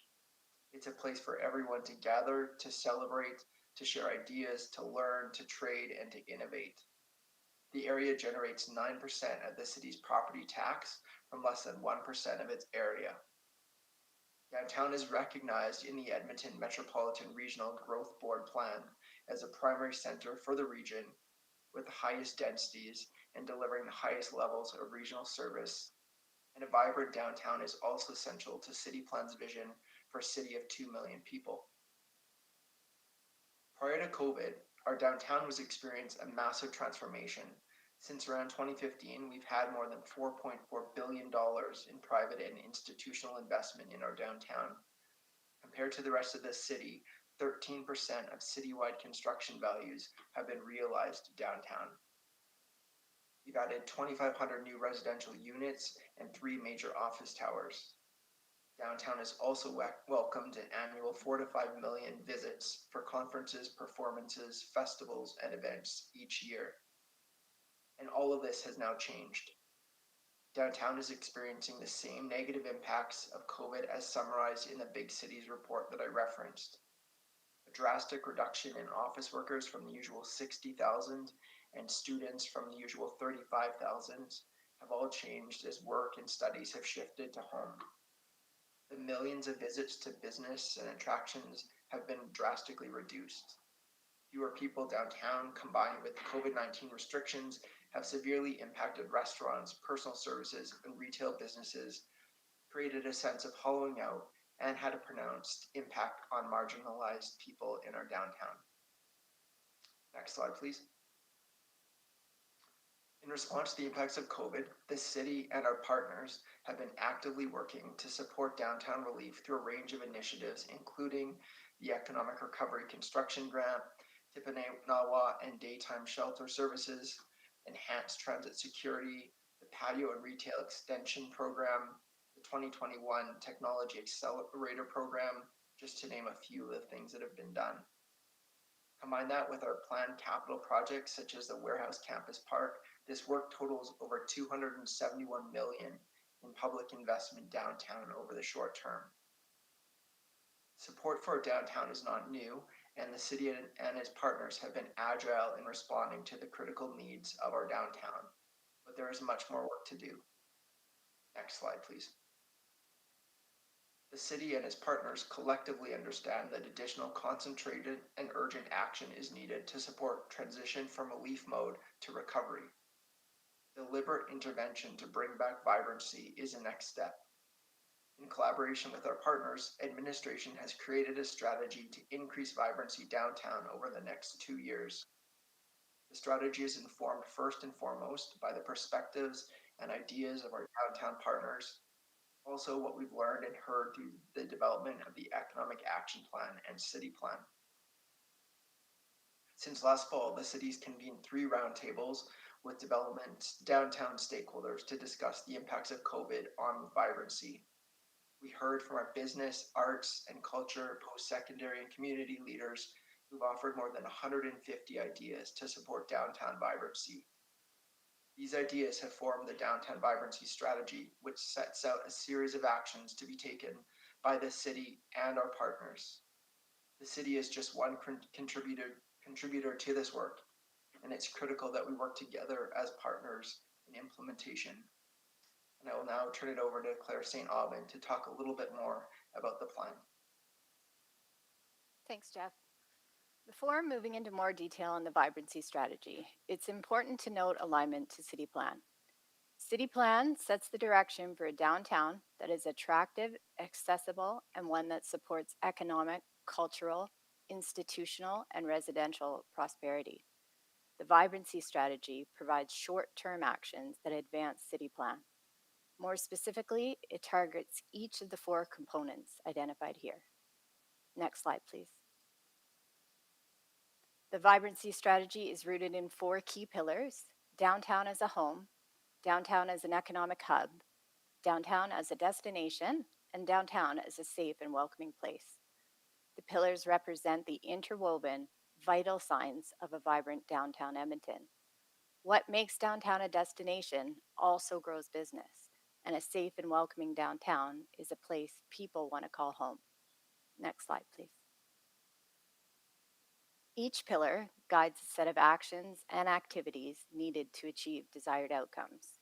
In total, there are 20 actions, and they include, just as an example, supporting an innovative downtown, expanding urban wellness thinking, supporting return to work strategies, customized business retention, making downtown more fun, promoting downtown, and several others.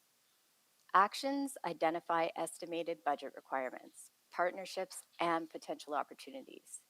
It's important to note the strategy needs to remain agile and nimble, and that the new actions may be added as new opportunities emerge.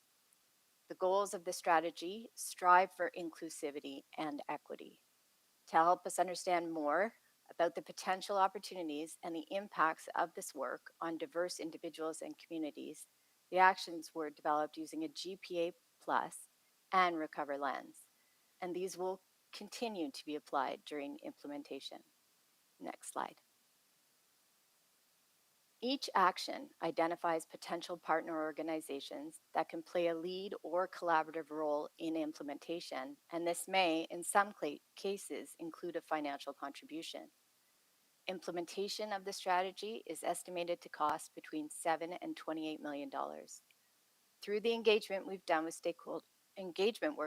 stakeholders, many groups have already put up their hand to lead or partner with the city on specific actions. It is worth restating that partnership is key. The city is one player in this work, and it is the sum of our parts that will make us effective. The city manager, deputy city manager, and others from administration met with our downtown partners last week to discuss implementation together. There is a strong commitment from many partners to lead pieces of this work. While there is no budget ask for the strategy, administration has identified $5 million through reallocation and cost recovery in the current year's budget. There is no new budget ask, and it is anticipated that with the support of our partners and other orders of government, we will be able to achieve significant and lasting results and outcomes of vibrancy for our downtown.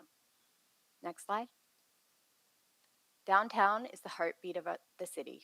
They say that as your downtown goes, so too will your city. This strategy is an opportunity for a collective, intentional response to the impacts of COVID on downtown and for a return to the bustling, lively, and safe place we know downtown to be. We appreciate your time today and are happy to answer any questions you may have. Thank you very much for your presentation, and I'm sure we will have questions, but we're going to go to hear our speakers first. And I'll just make sure they're all here. Panita McBrien, are you here? I'm here. Martin Kennedy Present. Yeah. and Anand Pai. Present. Thank you. So you'll each have 5 minutes, and please watch carefully. We'll try to keep to the 5 minutes. And I'll have each of you speak for 5 minutes, and then afterwards we will ask questions, all of you as a group. So we'll begin with Ms. McBrien. Please go ahead. Thank you, Councillor. Hello, everyone. My name is Panita McBrien, and I'm the Executive Director of the Downtown Business Association. I'm here today to support City Administration in putting forward the Downtown Vibrancy Strategy that's been developed over the past several weeks in partnership with our organization, our members, particularly those who are among our city's largest employers and private sector investors, and the many other stakeholders such as Explore Edmonton and Edmonton Global, whose success is contingent upon the renewed vibrancy and prosperity of our downtown. My board chair, Martin Kennedy of EPCOR, is also here with us today and is available to answer questions. As Mr. Chase referenced, our members represent 9% of our city's total tax base, despite occupying less than 1% of our city's geographic area. Oh, I just realized my timer's not going. I'll just keep talking. Less than 1% of our city's geographic area. We need to look no further than our colleagues in Calgary to understand how devastating the impacts of declining property values in a downtown can be for an entire city. They went from a roughly $22 billion tax base downtown about 7 years ago to what's looking like less than $8 billion today. Every business owner, every resident across the entire city felt the blow of this dramatic redistribution of the tax burden. While their downtown vacancy situation that led to this has certainly been dramatic and of course is tied to the decline of the oil industry, our vacancy rates downtown are not that far behind theirs right now. And I really don't believe we'll see the full impacts of the pandemic on indicators like downtown vacancy rates until later this year or even next year after the emergency rent subsidies and wage subsidies have ended. So it's imperative that we act boldly and proactively today and invest fully in this downtown vibrancy strategy to prevent being in a situation like Calgary 5 years from now. I commend City Administration, the team members that you've heard from today behind the strategy for their partnership approach to developing and implementing it. We at the DBA intend to be fully hands-on in the implementation of this strategy and consider our strategic plan for the next 2 years to be in lockstep with City Administration on this downtown vibrancy strategy.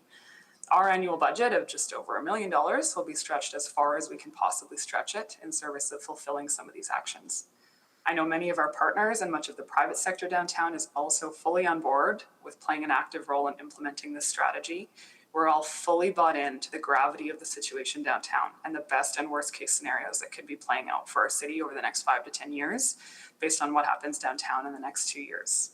The experience and the energy and the optimism that you feel in a prosperous and successful downtown has ripple effects on the entire economic vitality and economic outlook for the entire city. We hear from our colleagues at Invest Alberta and Edmonton Global that when they bring investors here, what downtown feels like, they'll even use frivolous words like what the vibe is, how much fun it is. Those indicators actually have a massive impact on economic development for Edmonton. What I've learned over the past year through firsthand experience, local experts and stakeholders, as well as from my downtown colleagues across North America through Canadian Urban Institute and the International Downtown Association, is that if we're to build a downtown that can support and enable our economic aspirations and our city plan aspirations, we need to be continually investing in programming and activating our public spaces, intentionally building community downtown, fostering and increasing our diversity, driving and measuring foot traffic, creating an exceptional street level pedestrian and active transportation experience, and prioritizing an innovation mindset when it comes to problem solving and when it comes to driving the types of behaviors and investments that we want to see from residents, consumers, visitors, and investors. And all of these types of investments and actions are exactly what you see reflected in this downtown vibrancy strategy. All that said, I think it's safe to say that the $5 million that city administration has found for the implementation of this plan will be put to immediate work this summer, resulting in tangible and impactful changes downtown that will enable us to retain existing businesses and residents, attract new ones, and send a strong signal that downtown Edmonton is back. However, I will say, I know city administration is not asking for funding here today, additional funding, but in my short time in this role, I'm already seeing the very intense on the ground reality of asking groups like ours to do a ton of work with so much at stake and with very limited resources. I know the range outlined in the plan is that it will cost somewhere between $7 million to $28 million. And so I implore this committee and city administration to think about whether that $5 million is sufficient. But regardless of that, I'm here to fully support this strategy. Thank you for your time. Thank you very much. And I did notice the timer on the screen was not working either, but I was keeping track for you. Okay, we will now go to Mr. Kennedy. Thank you, Councillor Esslinger, and thank you to the committee for having us here today.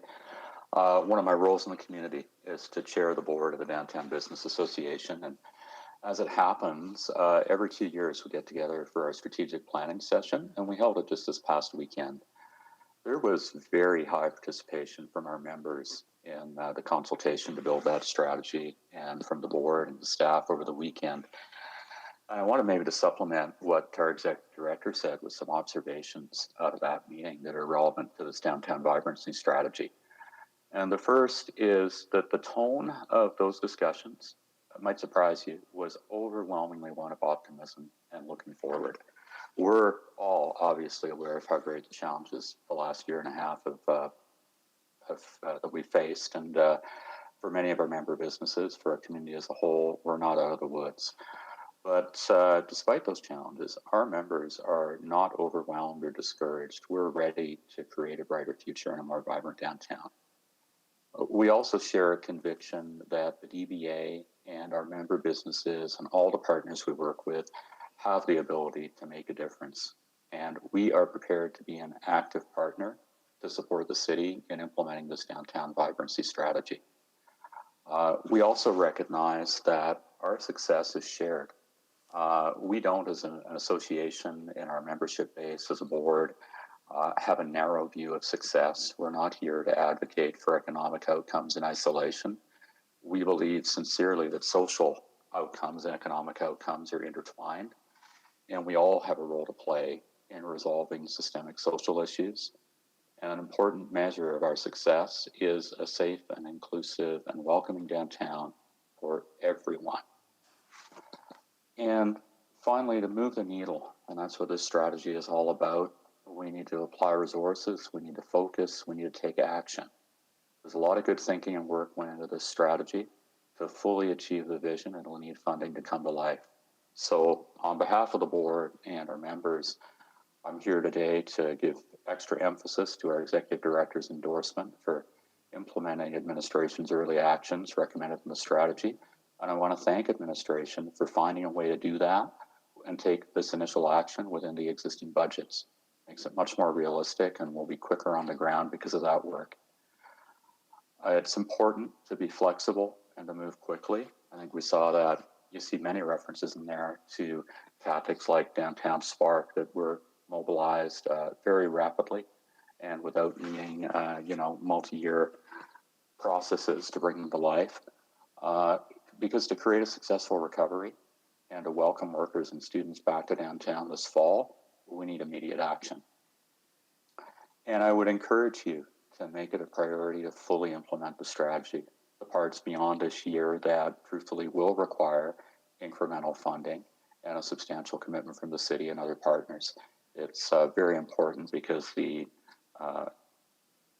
amount of work we have to do is not something that can be addressed with 6 months of interventions.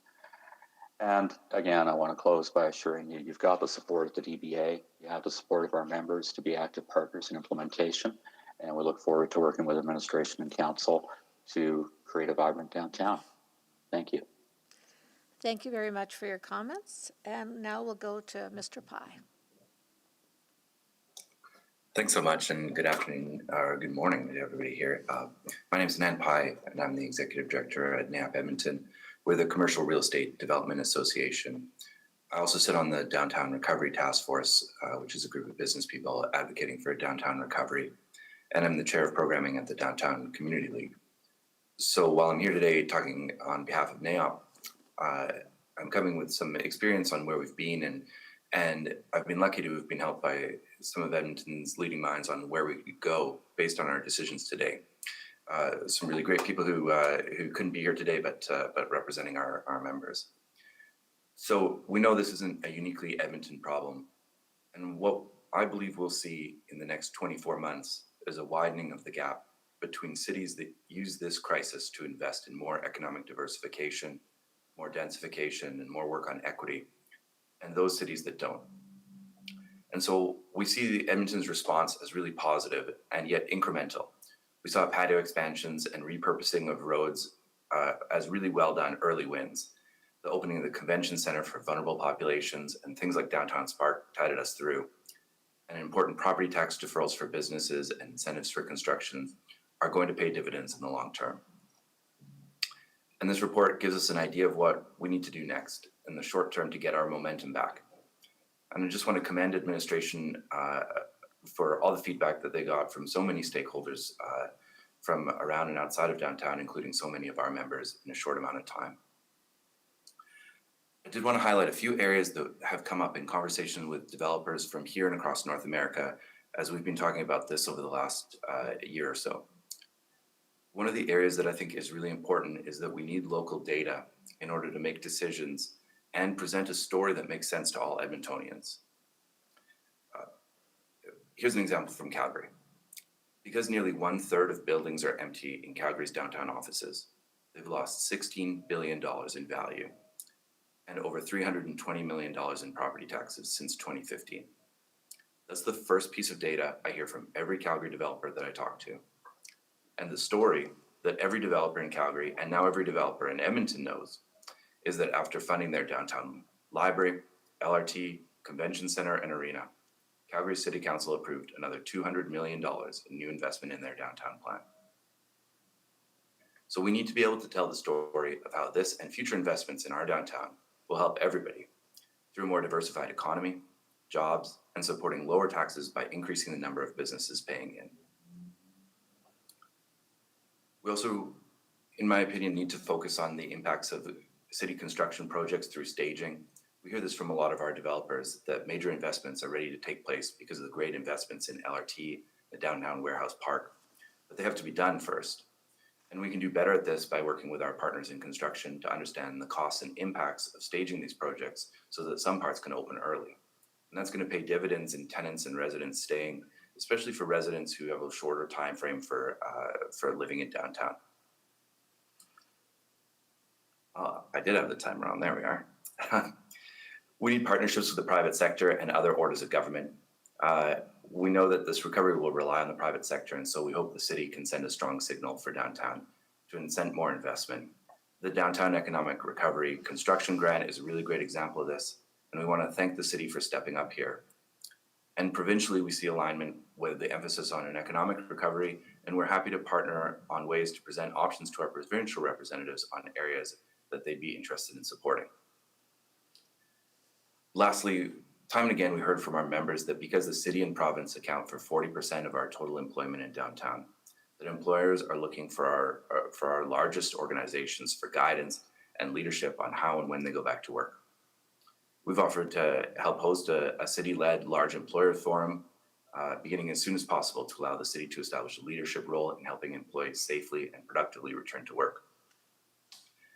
So all the actions are there, but we have to dream big to inspire private dollars to come behind these public ones. I thought that the other speakers put it really well. The plan calls for $7 to $28 million to be funded, and we have $5 million so far. We'd recommend that that funding be used for the shorter term projects as outlined in the report, and that the city consider metrics for future work. Investing in downtown will pay back in terms of both the overall investment attractiveness of the city and also real property tax dollars. Investing in downtown makes sense. Thanks very much. Thank you very much. Those are all our speakers. So now we will hear from questions of council. And I see Councillor Katarina's up first. Yeah, I think I got moved up, but Ben was ahead of me. Okay, we'll go to him then. Thank you. Councillor Henderson. Thanks, Tony. Yeah, it was interesting, Ms.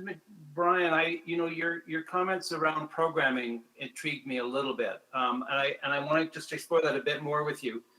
And I'll maybe just to tell a little bit story to feed into the question. When we first rebuilt Churchill Square, back when I was first elected, and it was working great for the festivals, but no one was using the rest of the time until we started programming it, and then it exploded. So I'm intrigued. I'm intrigued by that and what are the kind of programming opportunities we have, in part because I suspect both for to get businesses to recommit downtown, people are going to want to work there.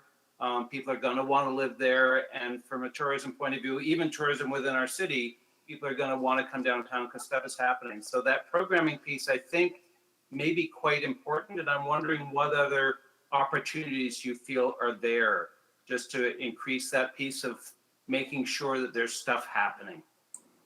Yeah, thank you for that question. Yeah, we've seen it firsthand, like just what a difference it makes. And it's really unfortunate when we see some of the beautiful infrastructure that's been installed. Like I think about even 108th Street, 96th Street. They're beautiful, but there's nobody there. And a beautiful empty street is not attracting any investment, and it's not enticing businesses to come there. So those are some of the examples. Churchill Square is certainly one where there are a ton, even businesses want to hold events. It's just so expensive. And so I know the DVA has seen tremendous success in the past. What we used to do with our festival and events grant program was it was just for large scale multi-day festivals, and it was a $5,000 grant.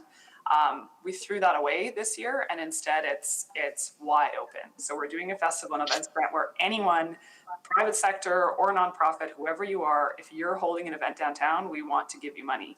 So we, of course, have a very small pool of money for that. We only have about $60,000 out of our budget that goes to that. So increasing that budget would be an immediate improvement, because we already see, we'll get phone calls. They'll say, hey, I was thinking of holding this event at XYZ Park, but if we can access your grant, we'll bring it downtown if you can support us. So that kind of thing is huge. I'm wondering the other part of that, and I was going to ask some questions of admin on that, is, I know from, working with a whole bunch of the existing festivals and parades and stuff, one of the huge impediments is us. And, one of the major costs is us, things like policing and all those kind of things. And, do you have a sense of how much, we could get out of the way a little bit on that? And if we could bring those costs down, how much that might open up?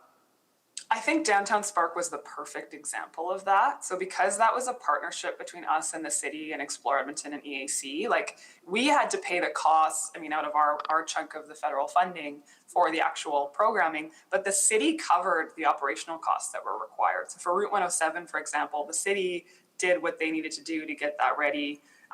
For Taste of El Fresco, when we closed the street to vehicle traffic, and there's all the traffic operations costs, that was all just taken care of by the city.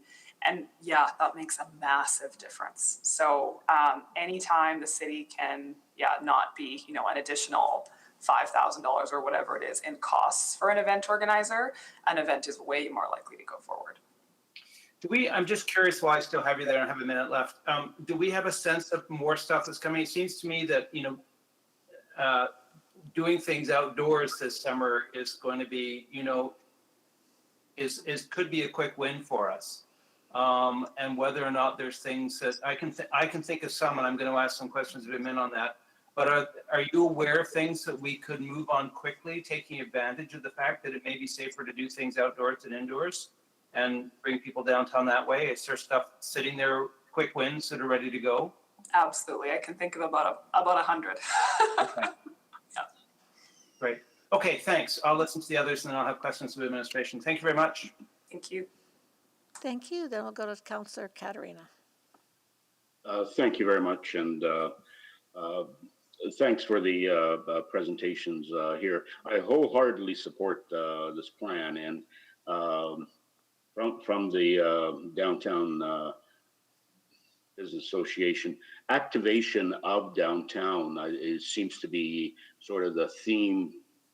Whether it's a return of office workers, whether it's return of students, and destination for people to come for whatever reason that they want to access downtown. So activation of the downtown with all the different threads that run through it that could be a part of the activation is key to this recovery going forward. And I know that the mentioning of clean and attractive, certainly, I mean, that's sort of, it seems so simple, but it's so basic to the attraction part of it, of why people would come.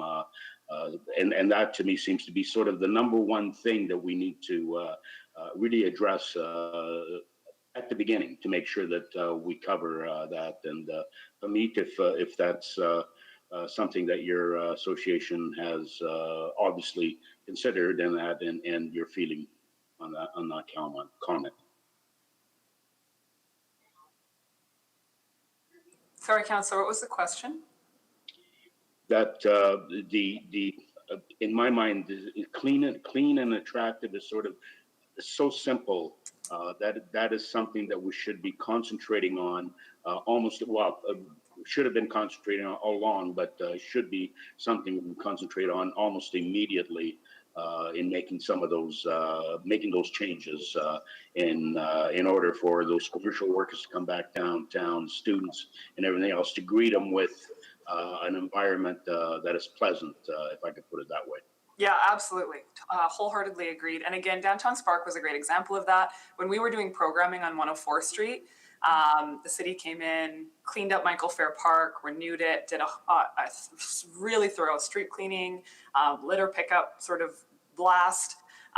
And the effects were so tangible. Like, I was hearing from business owners who we typically only ever hear complaints from.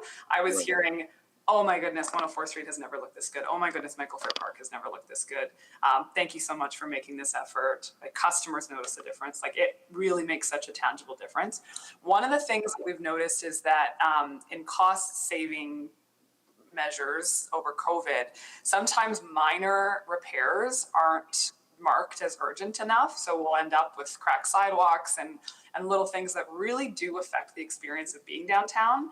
They don't pose maybe a significant safety issue, so they're not marked urgent enough to get addressed. But again, all on in the interest of downtown vibrancy, we'd love to see those kinds of things reprioritized as well. Yeah, I agree. And the activation and mentioned Churchill Square and other places where there has to be a reason, first of all, for people to return to work and educate downtown, but a reason for others, the rest of the city, to come downtown. So you need that activation, whether it's festivals, whether it's concerts, whatever it happens to be. So in the activation of downtown, to revert back to some of the programming that we had before in that, what sort of top of mind that we can get started on almost again immediately, where by this fall school possibly be back in, students coming downtown and others considering work. I know the city is considering bringing back some people to Civic Tower, all those sorts of things. So what would be the active, something that we could do almost now, immediately, or going into fall and winter that activates our downtown that we can start with right away?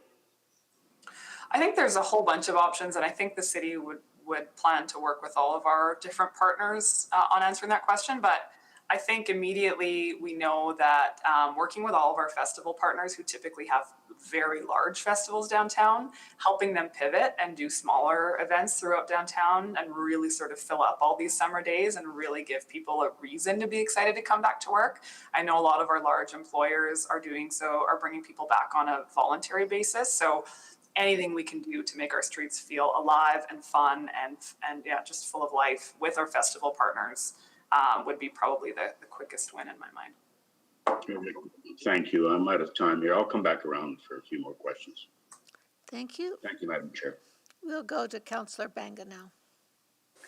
Thank you. Ms. McRyan or Mr. Kennedy, and with this advent of, I guess, working from home in regards to, in response to COVID, I guess, it feels like that this is going to be more than, I guess, normal for people to work from home. And in your mind, what can the business association and or the city to do to reverse that trend? Yeah, I can speak from the DBA's perspective. I'm sure Martin can share some thoughts on behalf of a large employer. But I think some of these actions that we're talking about, like just making downtown feel like that buzzing, vibrant place that people want to be, that's what I'm hearing. People are avoiding downtown right now just because it's, when there's no one here, it does feel a little bit unsafe to be walking around on the sidewalks. You know, you don't really feel like there's a reason to come here if half the businesses are closed for lunch because there's not enough of a critical mass. So what we're seeing is employers play a pretty active role. A few have stepped up and said, we understand how important we are to downtown vibrancy, so we are committing to bringing people back. I've heard some employers are starting to bring people back on a voluntary basis next week. So that's gonna start the snowball effect for sure. But to actually convince a lot of those workers that they want to be back downtown, that's where all this stuff around activating and programming spaces, holding events, supporting our event and festival partners to do stuff, doing whatever we can to support our businesses to open for lunch hours. There's different promotions we're trying to run with our businesses to do things like that. So, and all of those kinds of things are reflected in this strategy, and really just funding and resources are the biggest gap. And I would just add briefly that certainly among the larger employers involved in the DBA or talking amongst themselves, as Benita said, a lot are planning on bringing people back voluntarily through the summer and in much larger volumes in September.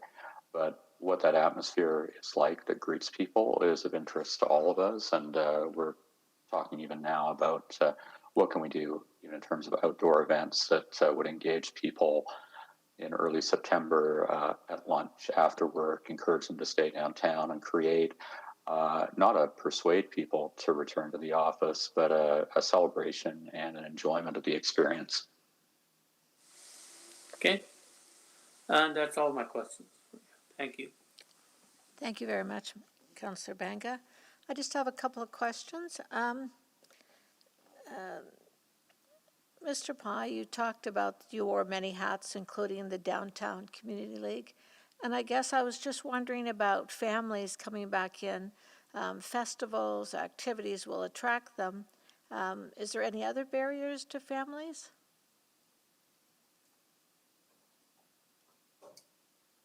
Yeah, one of the areas we're really excited about working on through the Downtown Community League and 104th Street businesses is our Alfresco series, and I think that's just an example of a relaxed atmosphere. Includes both the market and now the street closure lasting Saturday and Sunday, and that's the kind of event that I like to go to with my family.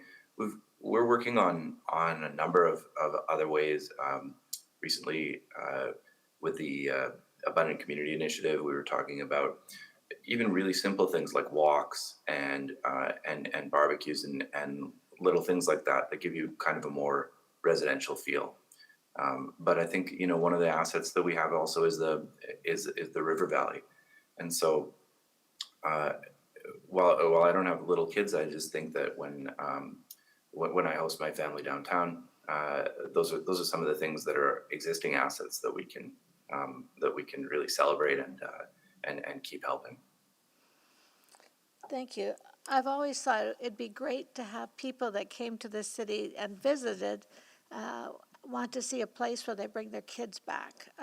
Kids enjoyed even the downtown, and so I know that's part of the work we do with Child Friendly, so that's kind of where I was coming from on that. Could someone explain to me the scope of downtown? Is that like from 97th to 124th, or what is the area that we consider? I'm going to ask him in too, but perhaps in your work, where do you work?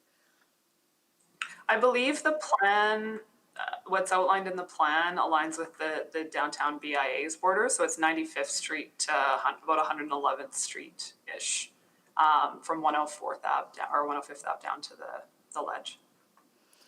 So does that include, I'm just was trying to think, Chinatown, Little Italy, all the way to 111th, right? Yeah, it's a little bit tricky. Like there's old Chinatown, which is now the Quarters. Chinatown would be northeast of the downtown VIA, and then North Edge, of course, is northwest. I know that the city administration, I don't want to speak for them, but I know they engaged those other BIAs as well. And I know this work has ripple effects around the surrounding area too, but yeah. Well, I'm going to ask them about that, about how they engage the other communities and the leagues, because, you know, they all kind of feel they're attached to downtown. Mr. Kennedy, you talked about a feeling of optimism, I think from the employers that, you know, it's going to change, we're going to start making these improvements. With that optimism, are there any gaps this plan doesn't address, or do you feel confident the plan has looked at all those? I think it's less a question of gaps than, particularly for those complex social systemic issues, just how challenging those are going to be to make meaningful progress on, because they're not within the power or the resources of any single one of us as partners to solve. And they are really foundational to success. And so they're also tied into other strategies such as supportive housing. They're tied into the success of Boyle Street having a right-sized facility to meet the needs of its clientele and the other agencies as well. So I think that is the area where, it's less of a gap. It's not a gap in the sense that everyone recognizes it. It's what needs to be done and how challenging will it be to do it. Just on the earlier question on boundaries, there is a useful map in Appendix 2 of the report that shows the outline of the downtown for the purpose of this exercise. Perfect. Thank you. Those are my questions. We'll go to Councillor McKean. Thank you very much. You can hear me. There's construction on Jasper Avenue right by my place, which causes some noise. Councillor Eslinger brought up an interesting thing, and I long thought about try to find ways to better connect Oliver, North Edge, Chinatown, Little Italy, the Quarters into the notion of a greater downtown, even just as a marketing. Well, it has to go a little bit beyond marketing, but the borders might not change as far as neighborhoods. But I'll start with you, Panita. Have you thought of that as there's 20,000 people in Oliver, and if they felt a little more connected to it, they might come. Any thoughts? Yeah, I've been talking to the Oliver Community League. I think a lot of Oliver does feel connected to downtown. We have the occasional awkward conversation with an Oliver business about like, why don't we ever see the DBA doing stuff? And then I have to explain to them that they're not in the BIA. And the fact is Oliver actually doesn't have a BIA. So there's even conversations among our board and with other groups and even with the Oliver Community League that does the downtown BIA need to extend our borders to, let's say, 116th Street or even 121st or whatever the right border would be, for exactly that reason. And I think with the name change right now too in Oliver, it's a whole other conversation. So we've definitely thought about it. I don't know if city administration thought about it or spoke to the Oliver folks, but I do think they feel like a part of downtown. I would like to. Yeah, but maybe reinforcing that might be a good idea in coming years. And then of course the link is Jasper Avenue. The city committee agreed to invest again in another project around 103A, 104th Avenue. And I've long worried about Jasper Avenue. And I wonder if you have any thoughts around this particular initiative. I mean, it's our main street and it's our historic main street, and I'm old enough to be nostalgic. But any thoughts on where Jasper Avenue fits or should fit in this strategy? It's a really tough question because the other thing that comes up, and which Anand mentioned, is the construction impacts of something like Reimagine Jasper Ave. Like there was even questions being tossed out of like, do we need to suspend that Reimagine Jasper Ave construction for some time to allow more of an opportunity for recovery? Because if we're just continually going to have chunks of Jasper Ave closed for the next 5 to 10 years, it gets really, really tough to meaningfully transform and bring back that street. I think we're seeing it in little pockets. Like if there's one, anchor business that sort of a community can build around, like for example, between 105th and 106th Street, I think we're seeing some positive momentum. But yeah, no, it's really tough. Like I don't know how you look at that holistically. I think it's going to be a lot of the time. It's a tough trade-off because the street and the sidewalk and the lights need refurbishment, which, I think sends a signal to business and the community. And so there's a bit of a problem, but you're absolutely right. We've been, downtown's been under construction now forever because Edmonton didn't invest in its downtown for about 40 years. I want to ask you about downtown as a safe, welcoming place. Certainly the city has done investments in supportive housing that'll come to fruition in early 2022 and some bridge housing as well. But police, as far as I know, do not see street patrols downtown as a high priority for their capacity, their workforce. Would you have any recommendations? Like we have peace officers and does the city need to step up in its patrols? It might not be cops. Maybe there's occasionally cops. But could our peace officers fill the gap to get more patrols at the right time to bring that further sense of security? Yeah, it's a good question. And we've been speaking with the peace officers. I think some things that are being done around improving dispatch and being more coordinated, I think are going to help a lot. But yeah, increased patrols. I've been studying downtowns across North America to figure out what other communities have done. Honestly, it's often the downtown BIA that steps up in this area, like downtown Vancouver, downtown Winnipeg. Many others have a crew of downtown ambassadors that are often they're basically security guards. But my vision for if we were to do something like that would be they'd be sort of a hybrid between being social workers and then sort of like trained security guards. Because I think it's more of that ambassador, like uniformed, so you get the feeling of, there's someone out looking out for me, that strong presence, also a welcoming presence, and then sort of that supportive role. Because often what we're dealing with isn't crime. It's just folks who need support and businesses who need support in dealing with those folks. So we're working on a prototype right now in partnership with the city and Boyle Street and Reach and the North Edge. And I hope to see that expanded and to be honest, much better funded.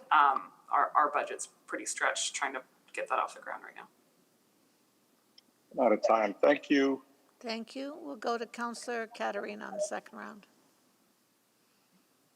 Thank you, Madam Chair. And just a couple more questions. We talked about activation and cleanliness. Those are extremely important in that.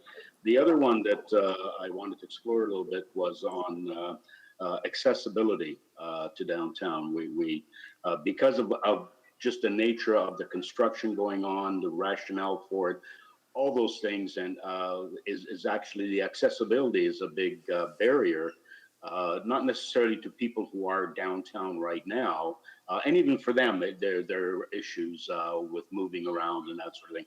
But getting the entire city to realize or to make it feasible, to make it pleasant for them to actually come to start with in order to experience everything. Has that been part of the strategy or the thinking on how to make it easy to maneuver and move around downtown or get to downtown?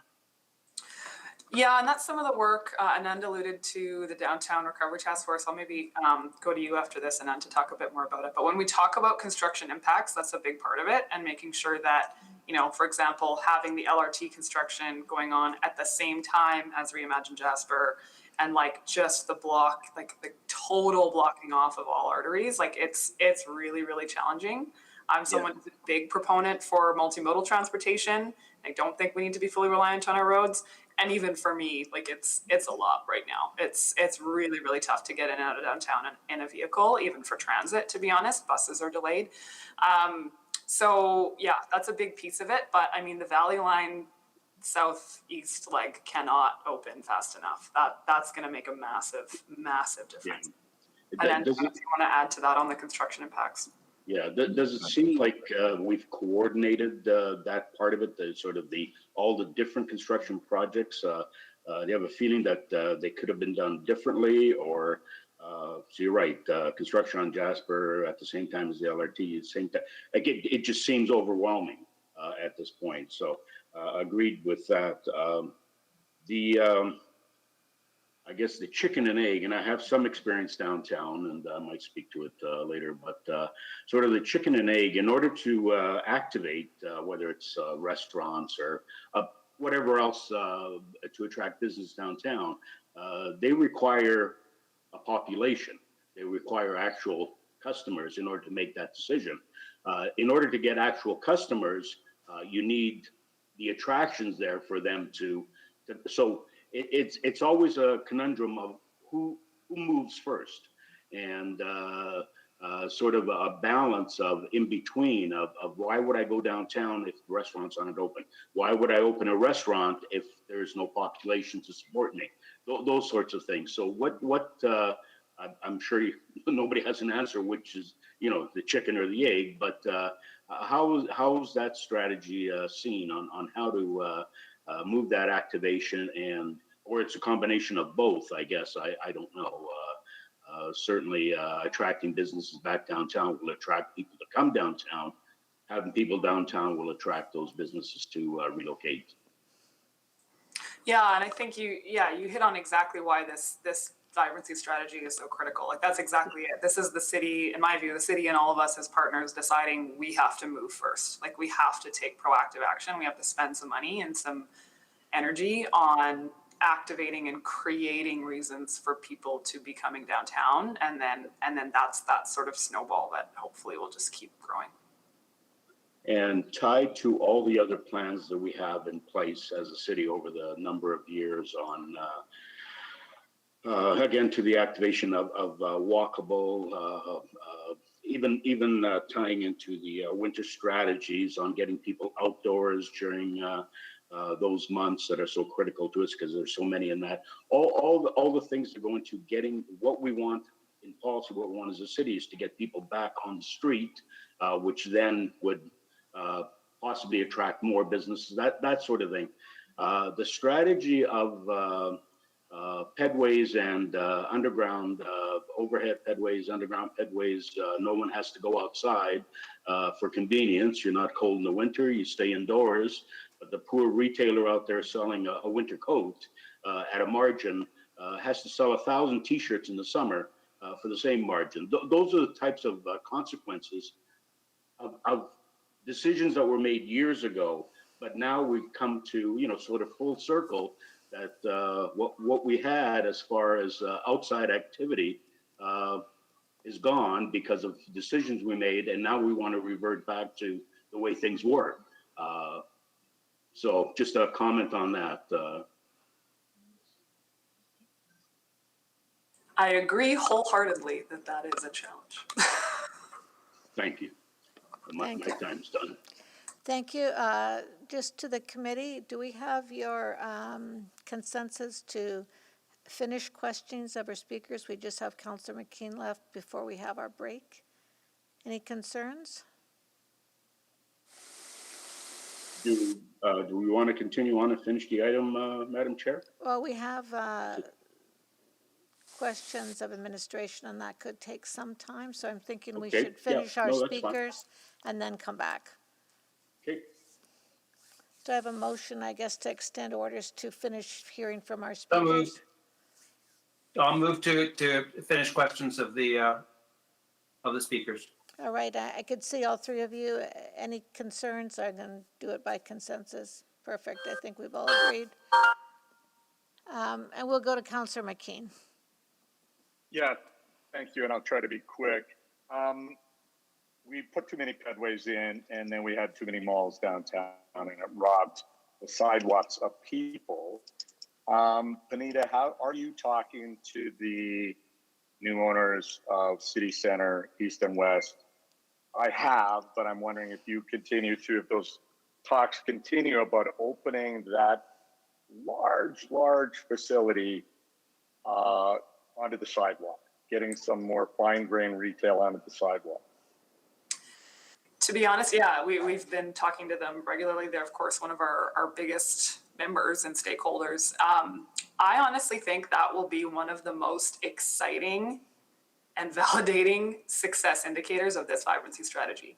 If we pull this off and City Center's investors decide, yep, we're going to go ahead and put in all that money and do what we say we're going to do with that development, that'll be huge. But they're at this point right now where they're paused because, and understandably so, because there's nobody downtown. So if we can take this action now and we trigger that investment, because they're ready to go ahead. I know you've talked to them, you know what the future of that development can look like.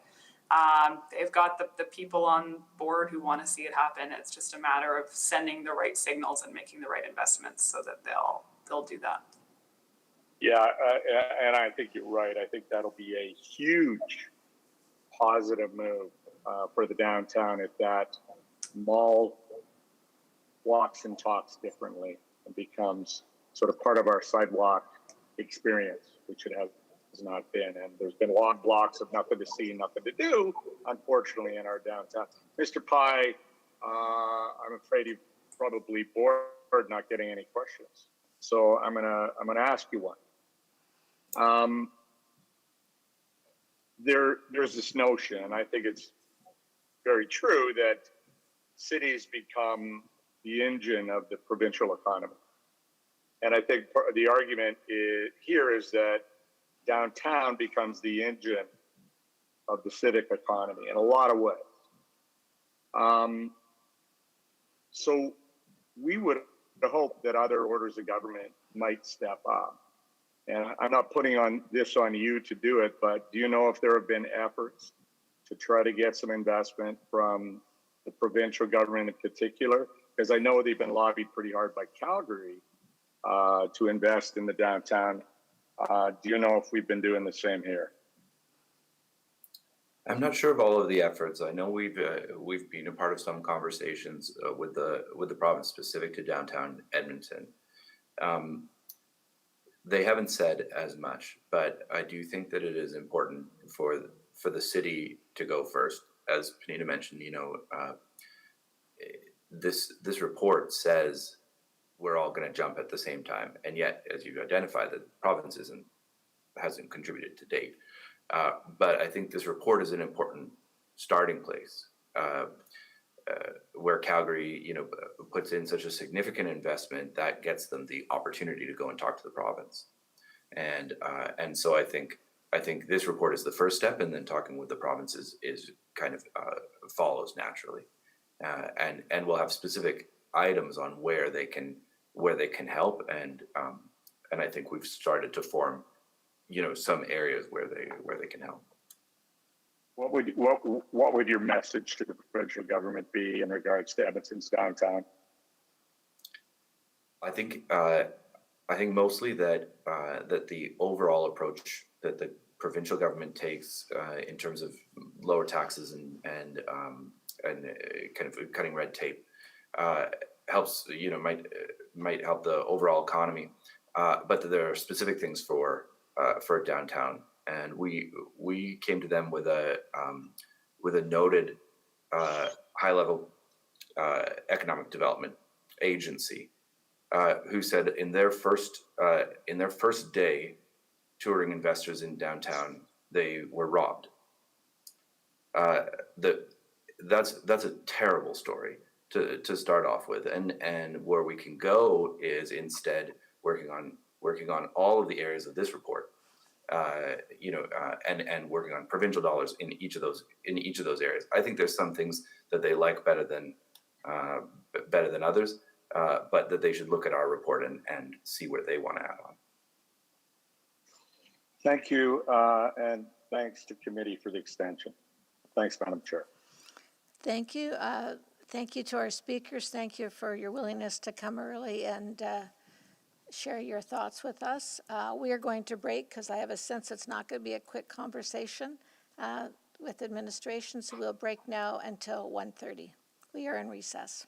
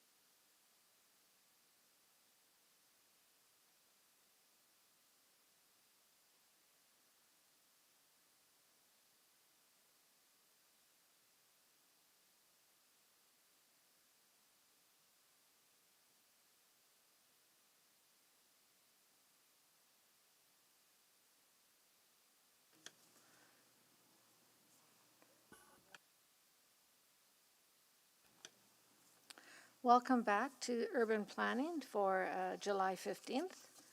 We have to finish our final item, 6.5, the downtown vibrancy strategy. I will quickly do a roll call and then we will go to questions of administration. So Councillor Banga. Present. Good afternoon. Councillor Katarina. Good afternoon. Councillor Henderson. Afternoon. And I see we're joined by Councillor McKean as well. Any other colleagues on board? I see Councillor Walters, welcome. Hello. And Councillor Cartmel, I believe, is in there. Yeah, good afternoon. Good afternoon. So we've had the presentation and we've had questions of our speakers, and now we're going to ask questions of administration. So if that's what you'd like to do, please click on. We'll start with Councillor Henderson. Yeah, I have some. I thought it was a great report, and lots of stuff in it. I wanted to focus a little bit. Well, there were a few partners that I was wondering about in terms of some of that activation piece. I noticed that Pass for People was in there, but one of the things, and it sort of leads to another question. They did that remarkably successful Open Streets for us a number of years ago, but you need resources for that. It seems to me a lot of what you were talking about would be answered by an event like that, where they need our support, they need us to help in a lot of ways. And I'm just wondering if we're looking at those kind of partnerships. Absolutely, Councillor Henderson. That's a great example of the type of activation that could happen downtown and the type of partnership that we need in order to activate this strategy. Yeah, because it seems to me that, I don't know what our timing is like, but that would be a really quick and easy win. It's probably easier to do it now than ever when we don't have some of the traffic pressures. I was also looking at some of the partners. I noticed that the Works was in there, but I didn't see the other festivals being part of that. And I'm just wondering if that was just the way it was put together or they still need to be brought into it. Just curious to know why only the Works was mentioned. Mr. Chase, would you like to answer that question? Yeah, thanks for that question, Councillor Henderson. The list is not completely robust. There are other partners that did not participate in every one of the roundtables that weren't listed here. But certainly going forward with implementation, we know we need to be nimble and agile and bring as many people and organizations into the fold as we can.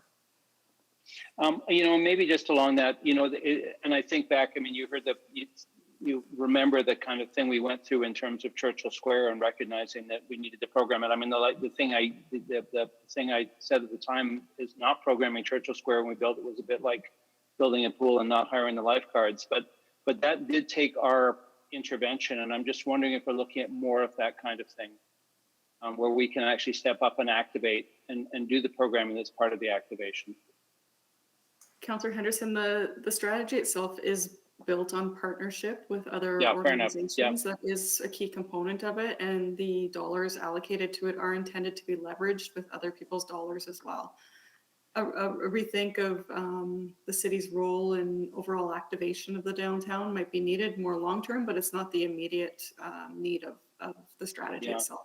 It's interesting. The Churchill Square piece, though, just knowing the history of it, is we don't do it, but we fund it. The Arts Council does it for us. And that's why I raise it, because there may be people that are well placed to make this happen, but their resources may not be there. So I just raise it as more of a story than anything else. So. And if I can reply, if that was a question. Yeah, sure. That is the intention of the strategy, is to work with groups like the Works to activate space. Great, because it was unbelievably successful when we actually did it in the Churchill Square. So I just wanted to raise that as we have that experience.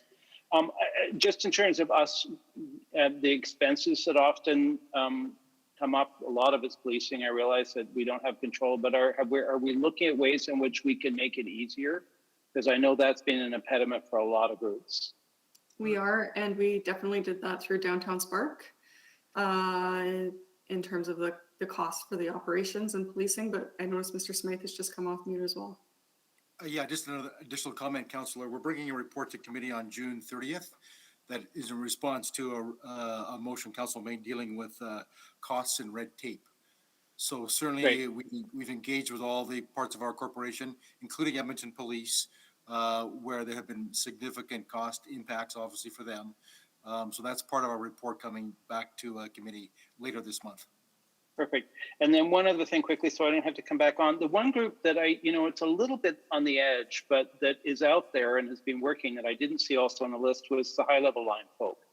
And it struck me that, and I know we had them in front of us, we couldn't do anything at the time, but it seems to me there's another group out there that has been talking about doing a lot of this work where they needed a bit of help from us and we weren't able to give it to them. And whether or not we're thinking of going back and re-engaging with some of those people. We'd be absolutely happy to work with them through this first phase in terms of the activation in the short term.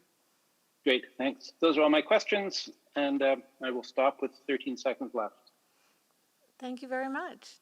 Councillor Katarina. That threw me for a loop there. I wasn't ready for the last 13 seconds. Thanks, Ben.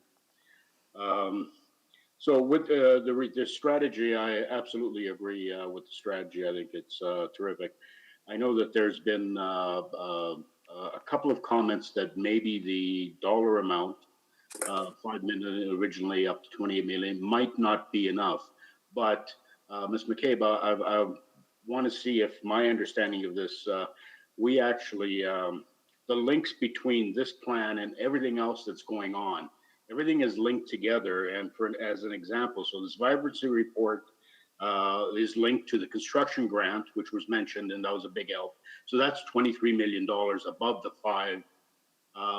Plus, it's also linked to leveraging the private sector, which 619 yesterday with the station lands and the leverage that would garner us with our investment as well too. So we are spending more at this point right now than just what's in this report or anticipated in this report. And there's probably many other things that are linked to this strategy that are a contribution that the city is making in moving this ahead. Ms. McCabe, do you want to confirm or not confirm? Absolutely. Sorry, Councillor Katarina, I didn't mean to interrupt you. No. Absolutely. There's been $271 million allocated to work in our downtown around business supports, development incentives, such as the program, the $22.9 million for the economic recovery grant for downtown towers being built. And this $5 million is an additional $5 million intended to leverage other dollars in order to deliver on those 4 pillars as outlined in the plan. Mr. Chase, do you have anything additional to add to that in terms of the level of investment to date? I think you captured most of it. We do mention in the report, I'm just pulling up the actual dollar numbers here. Sorry. 22.9 for construction. Downtown Spark was 1.1 million from Western Economic Diversification. 2.9 million in funding for Boyle Street over the last number of months. Enhanced transit and cleaning, or transit security and cleaning. The economic recovery grant, which was 73 individual grants to downtown businesses. The patio and retail extension program, obviously, 141 businesses participated with very little cost to them. The councils, recently approved the 5 million in funding for the technology accelerator, and then the work that we've done on bringing on that the city manager's office has done on bringing on board the Vibrant and Safe City director are all sort of other things that have been undertaken in the short term that are all supporting downtown vibrancy. Right, and I guess that I just wanted to confirm that point that the city has contributed considerably at this point in time, even though maybe not specified in this report. So with that, I thank you for that and how everything else that's going to happen in the downtown will link to this vibrancy report or the intention of the strategy. The one thing that I found just a little bit odd was the boundary and the definition of downtown, to the east, I don't know how I would not consider Chinatown part of downtown. No, I know there's, different boundaries for them, different boundaries for downtown, different boundaries for North Edge, but that seems to me like it should be part of the strategy that those areas right, adjacent to it are included in the planning strategy that's taken into consideration, along with Councillor Esslinger's or Councillor McKean's observation that past 109th Street into the Oliver area might be considered as well too as part of the overall strategy at the end of the day, Ms. McKay. Yeah, Councillor Katarina, thank you for that feedback. And whenever you're developing a strategy like this that's geographically based, it's always challenging to figure out what those right boundaries are. Definitely commitment on administration side to work with anybody that's right up against that boundary to make sure that we're thoughtful about that implementation approach and that connection between the boundaries. But Mr. Chase, could you perhaps give some context on why the boundary was selected and what that boundary is?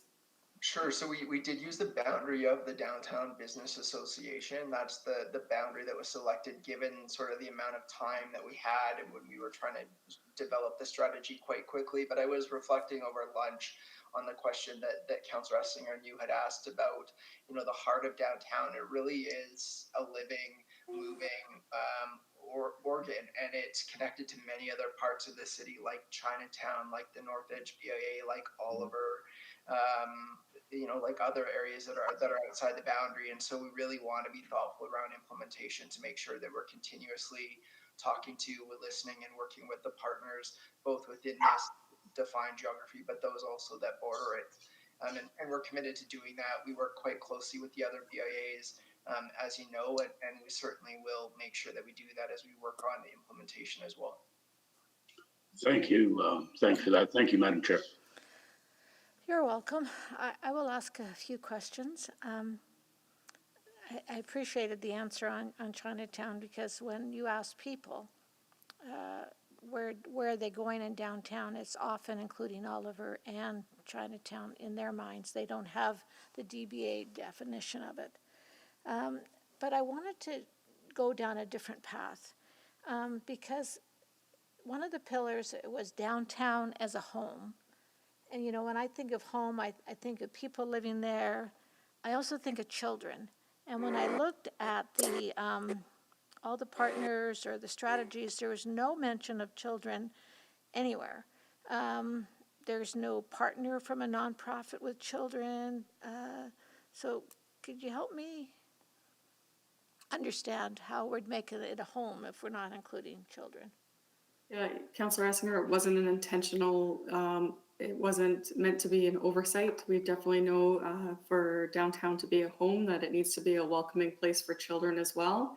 And the intention was for that to be connected in the action around downtown as fun, for children to experience it in a way that's fun as well. Thank you. And I think childcare is one of the measurements we're talking about under the economic action plan or strategy. And so having a childcare engaged in some of this conversation might have been helpful because they might have a perspective that other people may not have. So it's just a suggestion. Thanks, Councillor Esslinger, and I know I'm meeting with that group this week, so I'll be happy to talk to them about this strategy in the work that we're doing with this strategy. I did note that we had school boards, which I thought was great, but I don't know if they have many schools in the actual definition of DBA, except for Center High. So, it'd be great to have a downtown school more in the downtown area, but that's another conversation. In the activating public spaces and the fun section, that's where I saw an opportunity for children and whatnot. I saw that there, so I appreciated that you said that as well. I'm just going down my list of questions. I will come back because I can't find my other question right now. And I'll go to Councillor Banga. Councillor Banga, are you there? Yes, I'm here, Madam Chair. I went to shut the window down so that I don't hear the lawnmower sound in the background. Anyhow, I'm back, and I only got a couple questions here. And in the report, well, it mentions that in the strategy, the cost is between 5 million and 28 million. Could that range be somehow narrowed so that we can probably say this is what we did, this is still to be done, and just the details a little better? Yeah, good observation, Councillor Banga, and that was the intention with the $5 million that administration's been able to allocate to this downtown strategy, is that we have narrowed that scope. And then we'll work through the implementation of that $5 million and leveraging other partner dollars through that. And then we'll be in an opportunity to reevaluate what the total cost to implement the strategy is. It is intended that the dollars identified for the total cost of the plan include partner dollars as well. Okay. And then I was also looking at enhanced transit security. Is it not just tied to the overall safety instead of just the transit? Safety in our downtown is obviously critically important and definitely a complex subject. I know Rob Smythe and team have had some role to play in this area, as well as Gord's team as well. I'm not sure if someone's on the line who can speak about all of the work that we have underway in terms of keeping the downtown safe, and in particular safety on transit. Certainly the increased presence of our peace officers, together with some outreach workers and together with EPS, is certainly, we've increased our presence in the downtown core and on the LRT in particular, the pedway system, LRT stations. So we've done a lot of work with EPS to improve that. So that integration of our two organizations in terms of improving safety is absolutely critical. And as mentioned earlier on, I mean, safe and clean is a really important starting point for some of that work to achieve the goals that Stephanie's been outlining.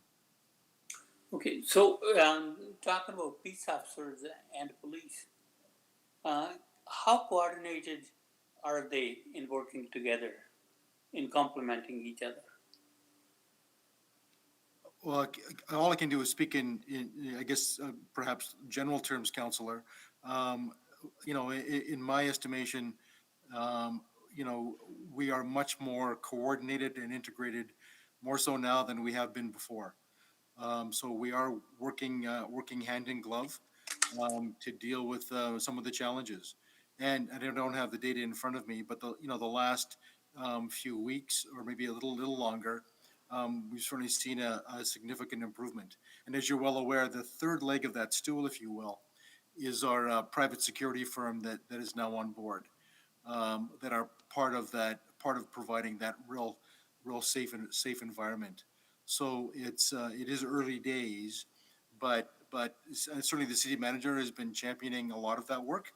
But we're certainly moving forward in a very positive way. Gord, do you want to jump in on that one? You know, I think you captured most of all the different elements, but the focus again, Councillor, has been, you know, kind of founded by the downtown and all the different elements. So transit is one key component, but, you know, also stepping up the game in terms of the cleanliness and the effort to address some of the, you know, the issues that the speakers had identified earlier as part of the focus of making the downtown not only feel safer, but more appealing in general to come downtown to. Okay. And as far as private security is concerned, I've been getting kind of mixed reviews about the private security part there. Could you tell me if the administration have done any kind of evaluation, how efficient that system is? because all they do is report a crime. They don't deal with it. Correct me if I'm wrong. So Counselor, you're right. Their role is to report and act as a visible presence. But Ms. Houghton McDonald can speak to how they, what role they play in terms of that layered approach to safety and security with respect to the transit system. So I'll just ask Ms. Houghton McDonald to provide a little bit more detail on that. Thanks, Gord. Yes, so we have that layered approach. We did do a report this spring talking about the results of security guards and the integrated work between EPS and the TPOs and our outreach workers as well. I'm happy to reshare that report. It outlines some of the metrics that we track. Significant increase in reporting, which then enables us to have better response, both on a proactive and on a reactive basis, improved response times and effectiveness for the other layers in that system. So for TPOs and EPS to respond. So security guards play a really important role in that surveillance and monitoring, and then ensuring we can get people dispatched to help with whatever comes up. Thank you. Thank you very much. We'll go to Councillor McKean. Thank you. I love this report, but I want to know what the impetus was for it. Where did it come from? Because it wasn't political. Council didn't ask for it. It was a recognition from administration and our city manager, Andre Corbold, that our downtown is really important for Edmonton as a whole. And a number of major cities across Canada have been having that conversation about the importance of your downtown for your economic competitiveness and for your long-term financial sustainability as a city, as well as for a place that's welcoming for all Edmontonians. Thank you. Great answer. I repeat myself. I love this report. So there's what you just last said, Ms. McCabe, I think is incredibly important. That part of the strategy should include, in my opinion, some communications and some effort to let Edmontonians from all over Edmonton know that we're not doing this just for the people who live or work downtown. Any thoughts on that? Agreed, and perhaps Mr. Chase could speak to the marketing aspect in the plan or the communication strategy in the plan. Yeah, thanks for the question, Councillor McKean. Definitely, we heard loud and clear from our partners that this wasn't just a strategy for downtown. This indeed is a strategy for all of Edmonton, because downtown is an important part of all of Edmonton. And so the campaign, promotion, outreach work that we intend to do between partners will really be focused on getting word out to all Edmontonians, fully recognizing the role that downtown plays for everyone. As a place to play, dine, shop, all those things that we want them to do, bring their visiting relatives downtown, show it off. That's kind of what we want. So that's great. Couple things. So the testimony before us this morning was that Calgary's putting out $200 million and we're putting out $5 million. Ms. McCabe, I just wondered if this is a suggestion. I'm not going to put it in a motion, I don't think, but we, maybe full accounting, maybe, yes, include Rogers Place and LRT, but there's things like the Winspear expansion, district energy, civic precinct that maybe so there are a couple, maybe the investments are a few years old now, but to show that actually the city's been a prime investor in the downtown. Any thoughts on putting that together? Yeah, absolutely. Great feedback, Councillor McKean. $5 million is a very small component of the city's overall investment in our downtown. The investment is more in the range of that $270 million plus. And we'll make sure any communications that goes out about this plan is framed in that we've had investment in our downtown. We were really starting to see an uptake in private investment in our downtown as a result of the city's leadership in this space, and that we're going to continue to activate our downtown to welcome people back is the main goal with the $5 million is a short-term activation to continue to get people back downtown. So what has struck me is that we may have quite a different downtown from other places. Ours might be more residential than your average downtown. And certainly we've approved numerous towers over the last term or two that are slated for the downtown.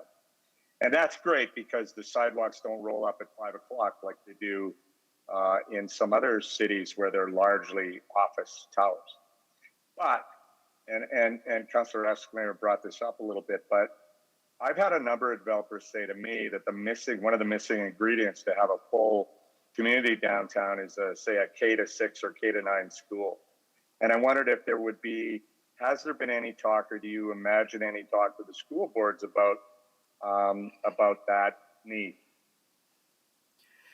Councillor McKeon agreed that if for downtown to be home, it needs to be have access to schools as one of the main amenities within the downtown for families to live downtown. We'd be happy to continue to engage with the school board on that. There's nothing at this point that we can point to that would say that that's in the future plans, but definitely something that administration recognizes in the long term is important for our downtown. Mr. Smythe, did you want to?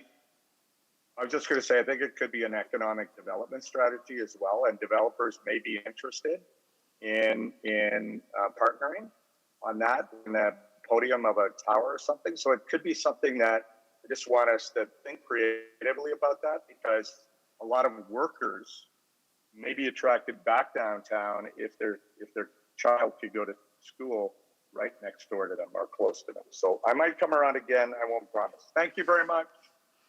Thank you. Councillor Knack. Oh, sorry, I see Mayor Iveson. He's on the committee, so I'll go to him first. Sorry, Councillor Knack. Thank you, Chair Eslinger, and really appreciate the report and the substantial work underway that it summarizes. First question I have is around the construction, economic recovery construction grant.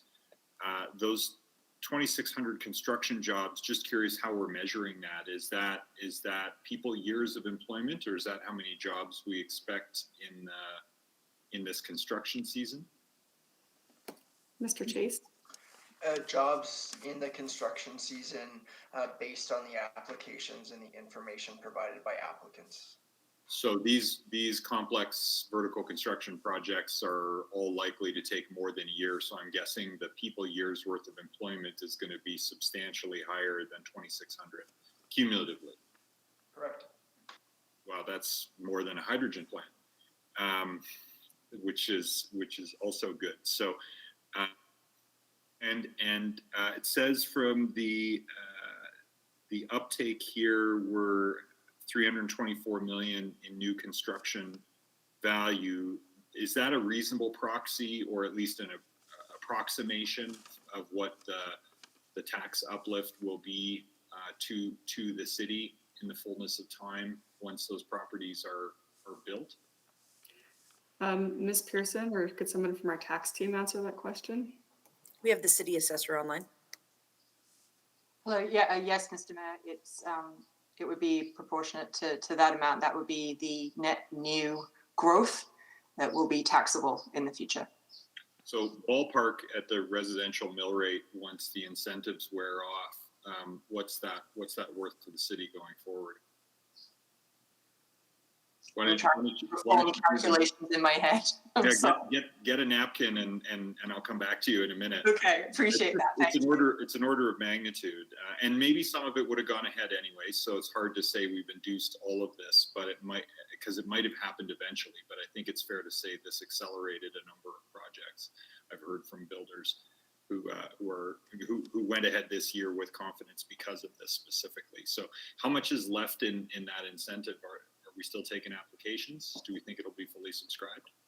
We are still taking applications. Jeff, Mr. Chase, do you have the latest numbers, or? I would pass it to Marianne Dabrinsky, who's on the line, but I know we are still taking applications and we are not fully subscribed, but we are anticipating we will be. Marianne, is there anything to add there, Ms. Dabrinsky? We are just processing our 9th application, and we still have some available funds for some new applications. We probably could still take in another 4 or 5 apps. Okay. well, if there's anyone else out there still kicking tires, it's not too late. But if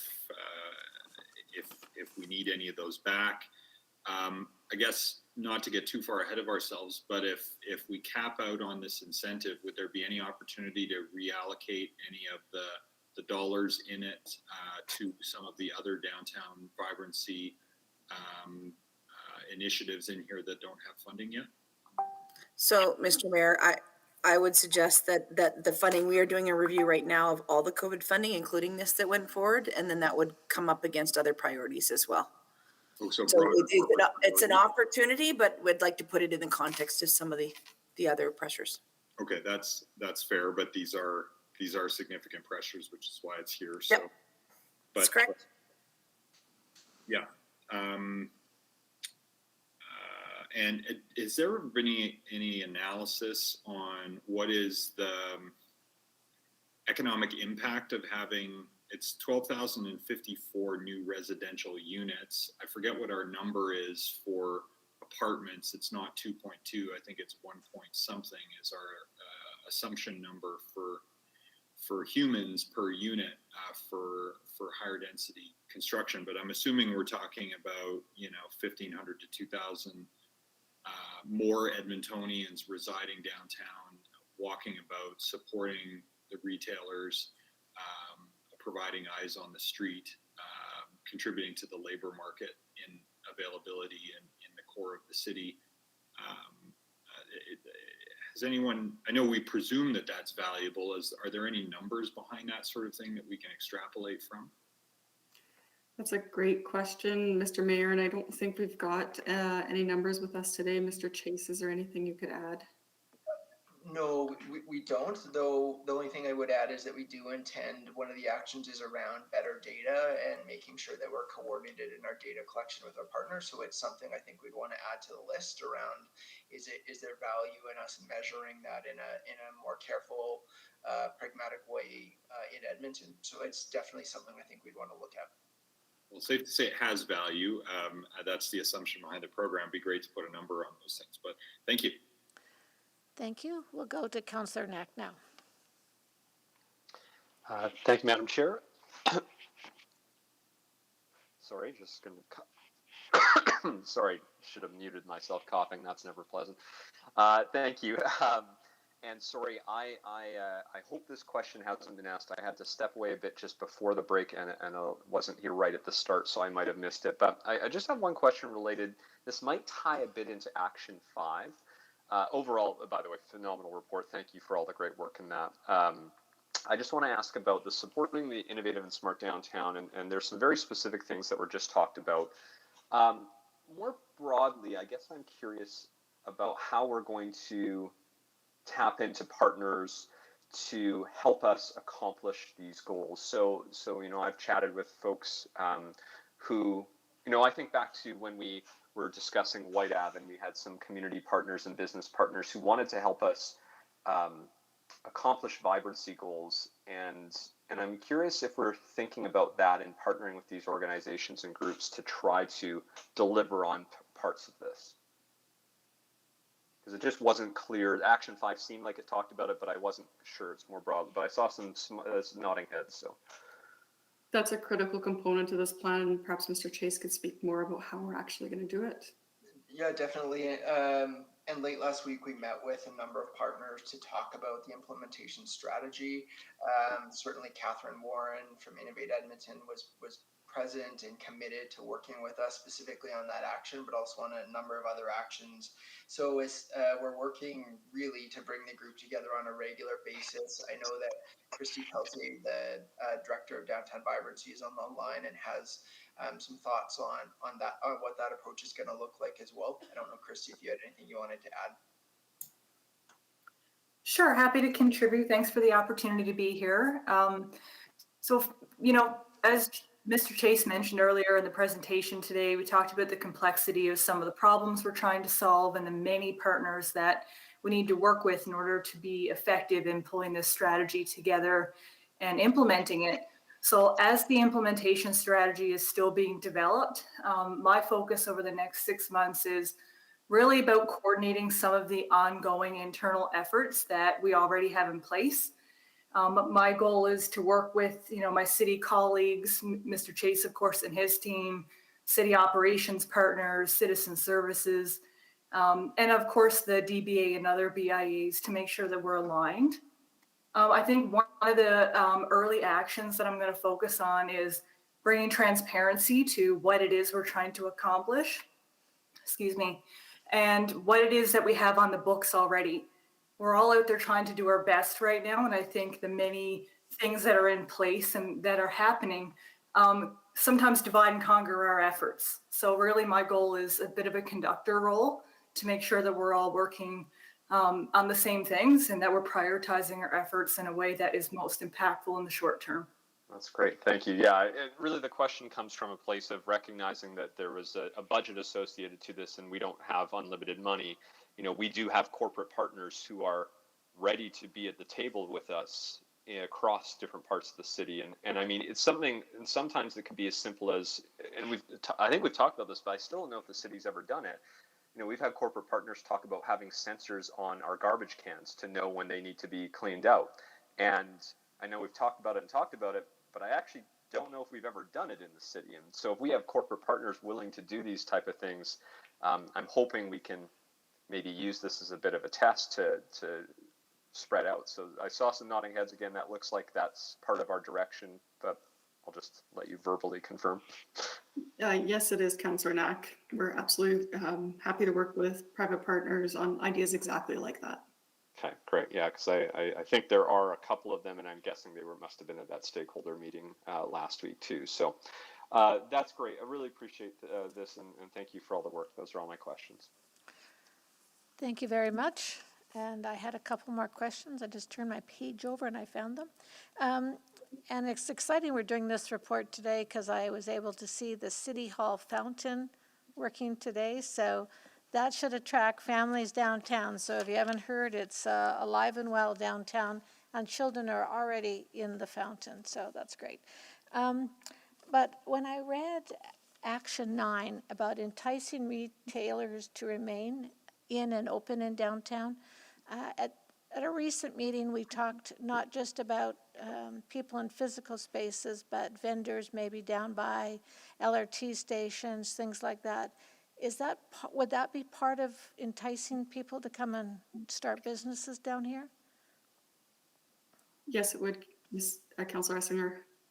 Mr. Chase, did you want to add anything to that? Just that the intent we heard from our partners around this action were both the sort of temporary movable businesses as well as some sort of key anchor tenants. There's been a number of recent closures, and so a recognition that there's really need to maintain and entice those tenants, both brick and mortar tenants as well as food trucks and those sorts of things as well. I was on a trip to France at winter time one time, and they had a Christmas market, and they had all these little cabins they made, and they had fake snow on it. But it was beautiful. It was temporary for a month or two around Christmas, and I thought we actually have real snow, and we probably could do a phenomenal Christmas market in our downtown.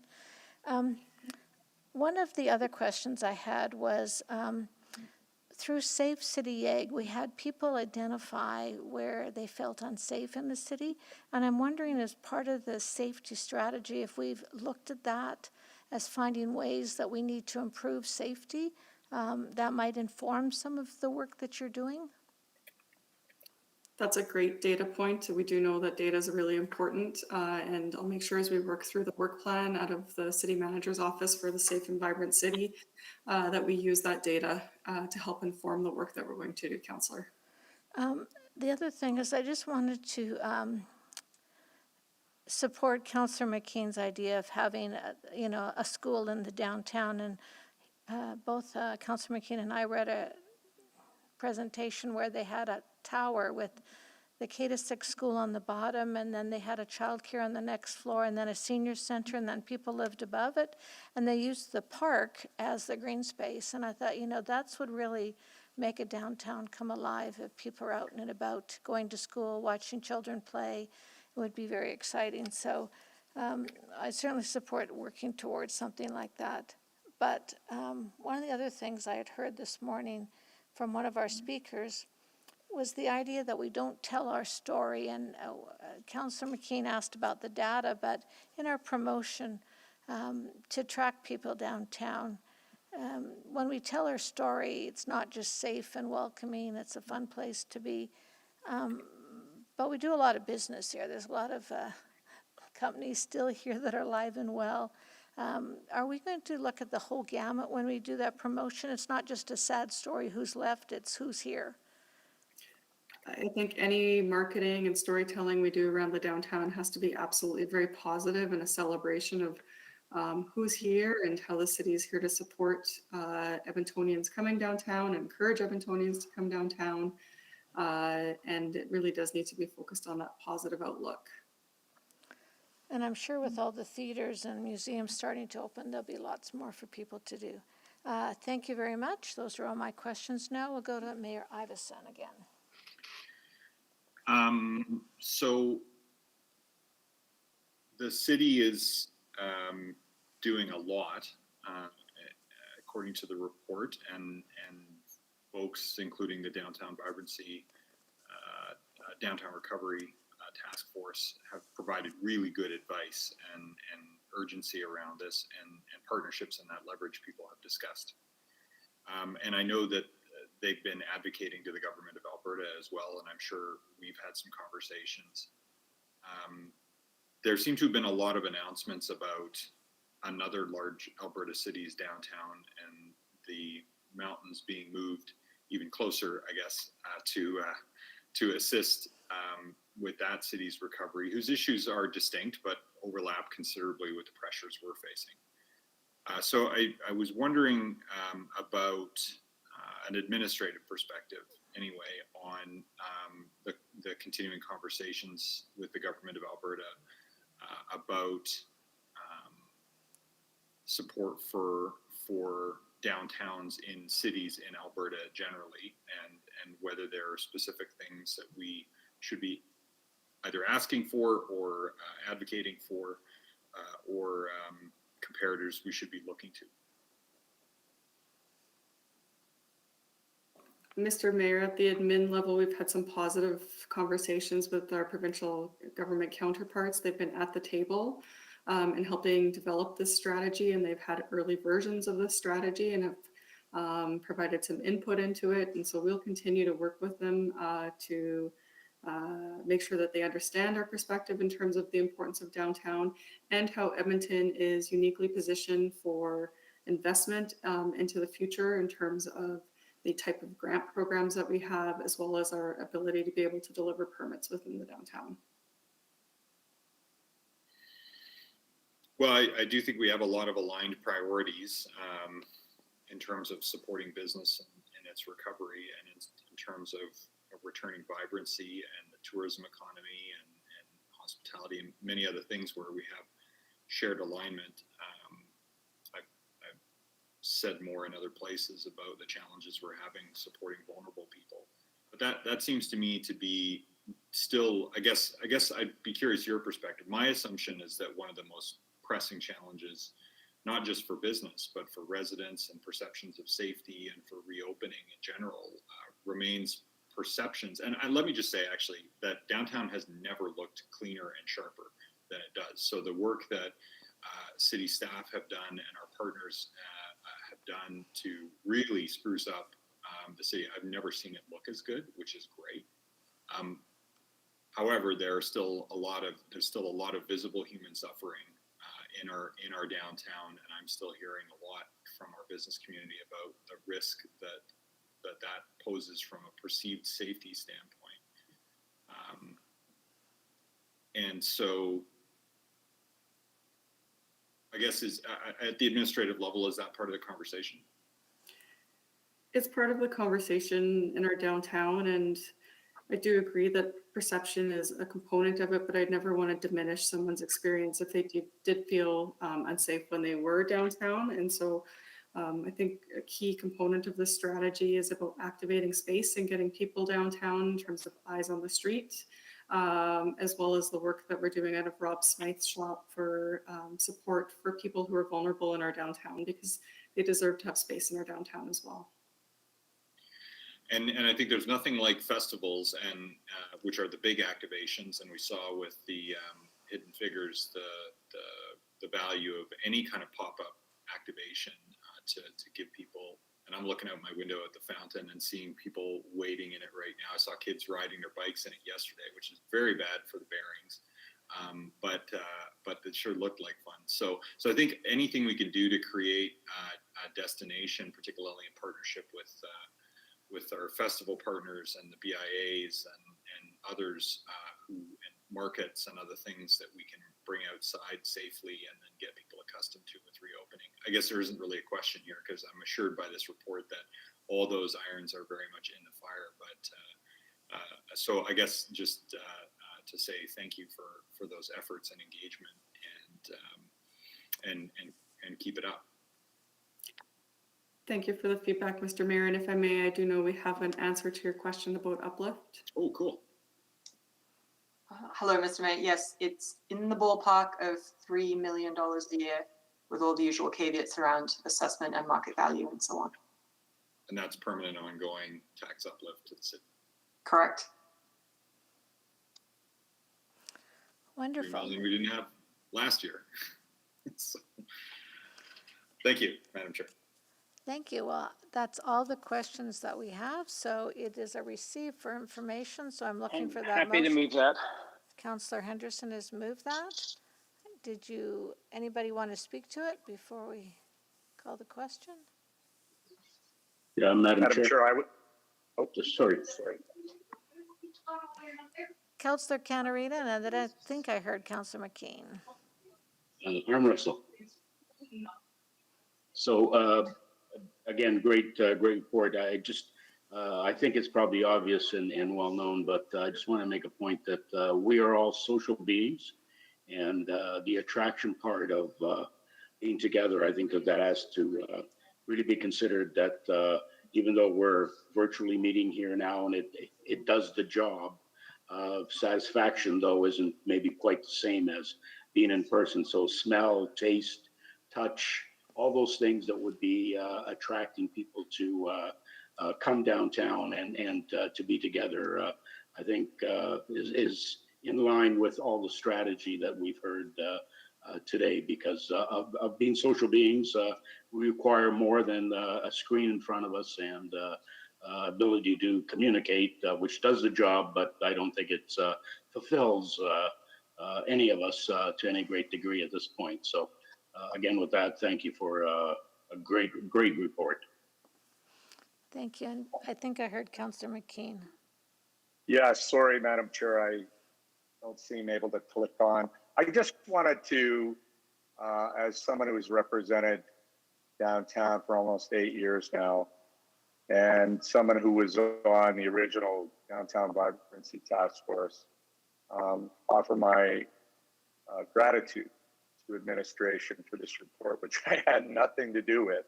It came out of administration, saying the things that I think many of us have been saying for years about the importance of downtown as a symbol and an expression of our values, our art scene, our values around history, and our prosperity.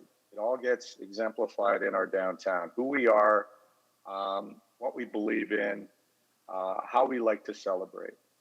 And I've heard too many stories in the last few years about investors coming to town and not being impressed, frankly. And we have a lot of work to do still, as the mayor just reminded us, around our vulnerable population.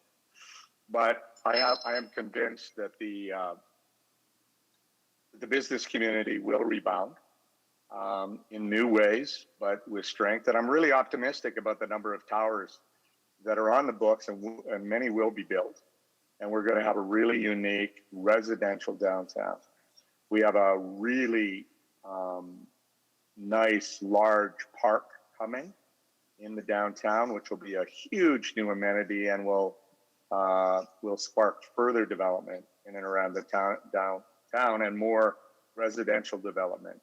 My memory, Madam Chair, of the civic precinct was there was supposed to be play elements for children, and on the south side of the library, more play elements. But I agree with you wholeheartedly. I think more than anything, our downtown has the promise to be a real neighborhood, a neighborhood where people come to work during the day, but and people come hopefully to play and dine and shop evenings and weekends, but it'll also have places for families and places for kids, and the families will come from veteran communities and further flung neighborhoods to come down and bring their kids to that park, bring their kids to that civic precinct, have lunch, maybe do a little bit of shopping. Can you still hear me? Yes, we can. Sorry, my headphones just did something weird. Anyways, I love this plan, and I just really want to thank administration for all the work they did on it, as well as all the partners that combined to bring this forward to us. And I really am optimistic about our downtown. Let's just get 80% of people vaccinated, please. Thank you. Well said. So I have Councillor Henderson to close. I see no one else on the board. Great, thanks. You know, it strikes me listening to this conversation, and I'm going back to Councillor McKean's comments about the downtown in terms of the rest of the city. The downtown is one of our great facilities.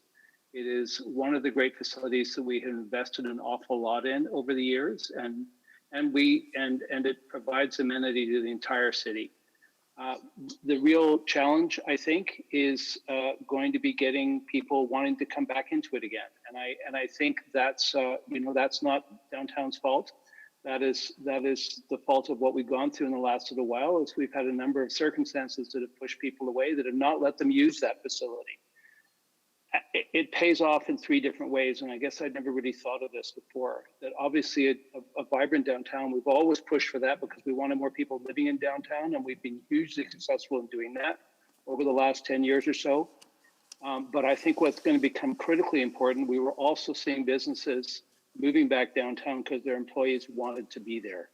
And I think clearly that's going to be even more vital as we go forward, that the real success of getting people back working during the day is going to be because that's where they want to work. And obviously as well, you know, the other pillar of this, which is the tourism, which I don't think is just tourism for people outside the city. I think it's also all the people in other parts of the city that will want to come there because it's an attractive place they want to be. And I think that's at the essence of what this report is about. I think in many ways, if we can make downtown again a place where people want to be, that all those companies and all those people that might think it would be easier to work at home will not want to work at home, because downtown brings with it other kinds of amenities and other kinds of attractions that, to Councillor Katarina's point, are part of what make us social.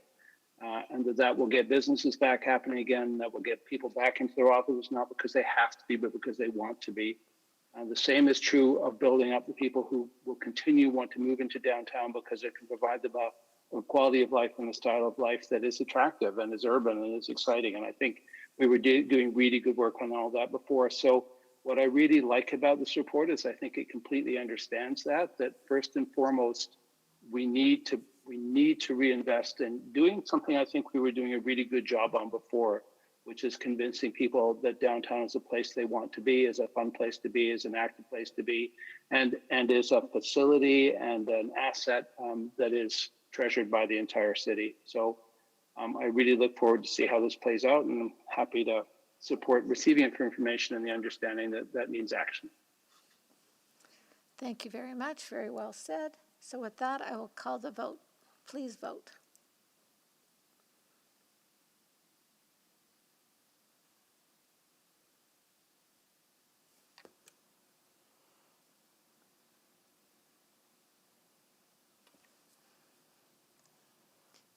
Still missing Councillor Banga's vote, Councillor Katarina's vote, and your vote as well, Madam Chair. It's spinning. I'm a yes.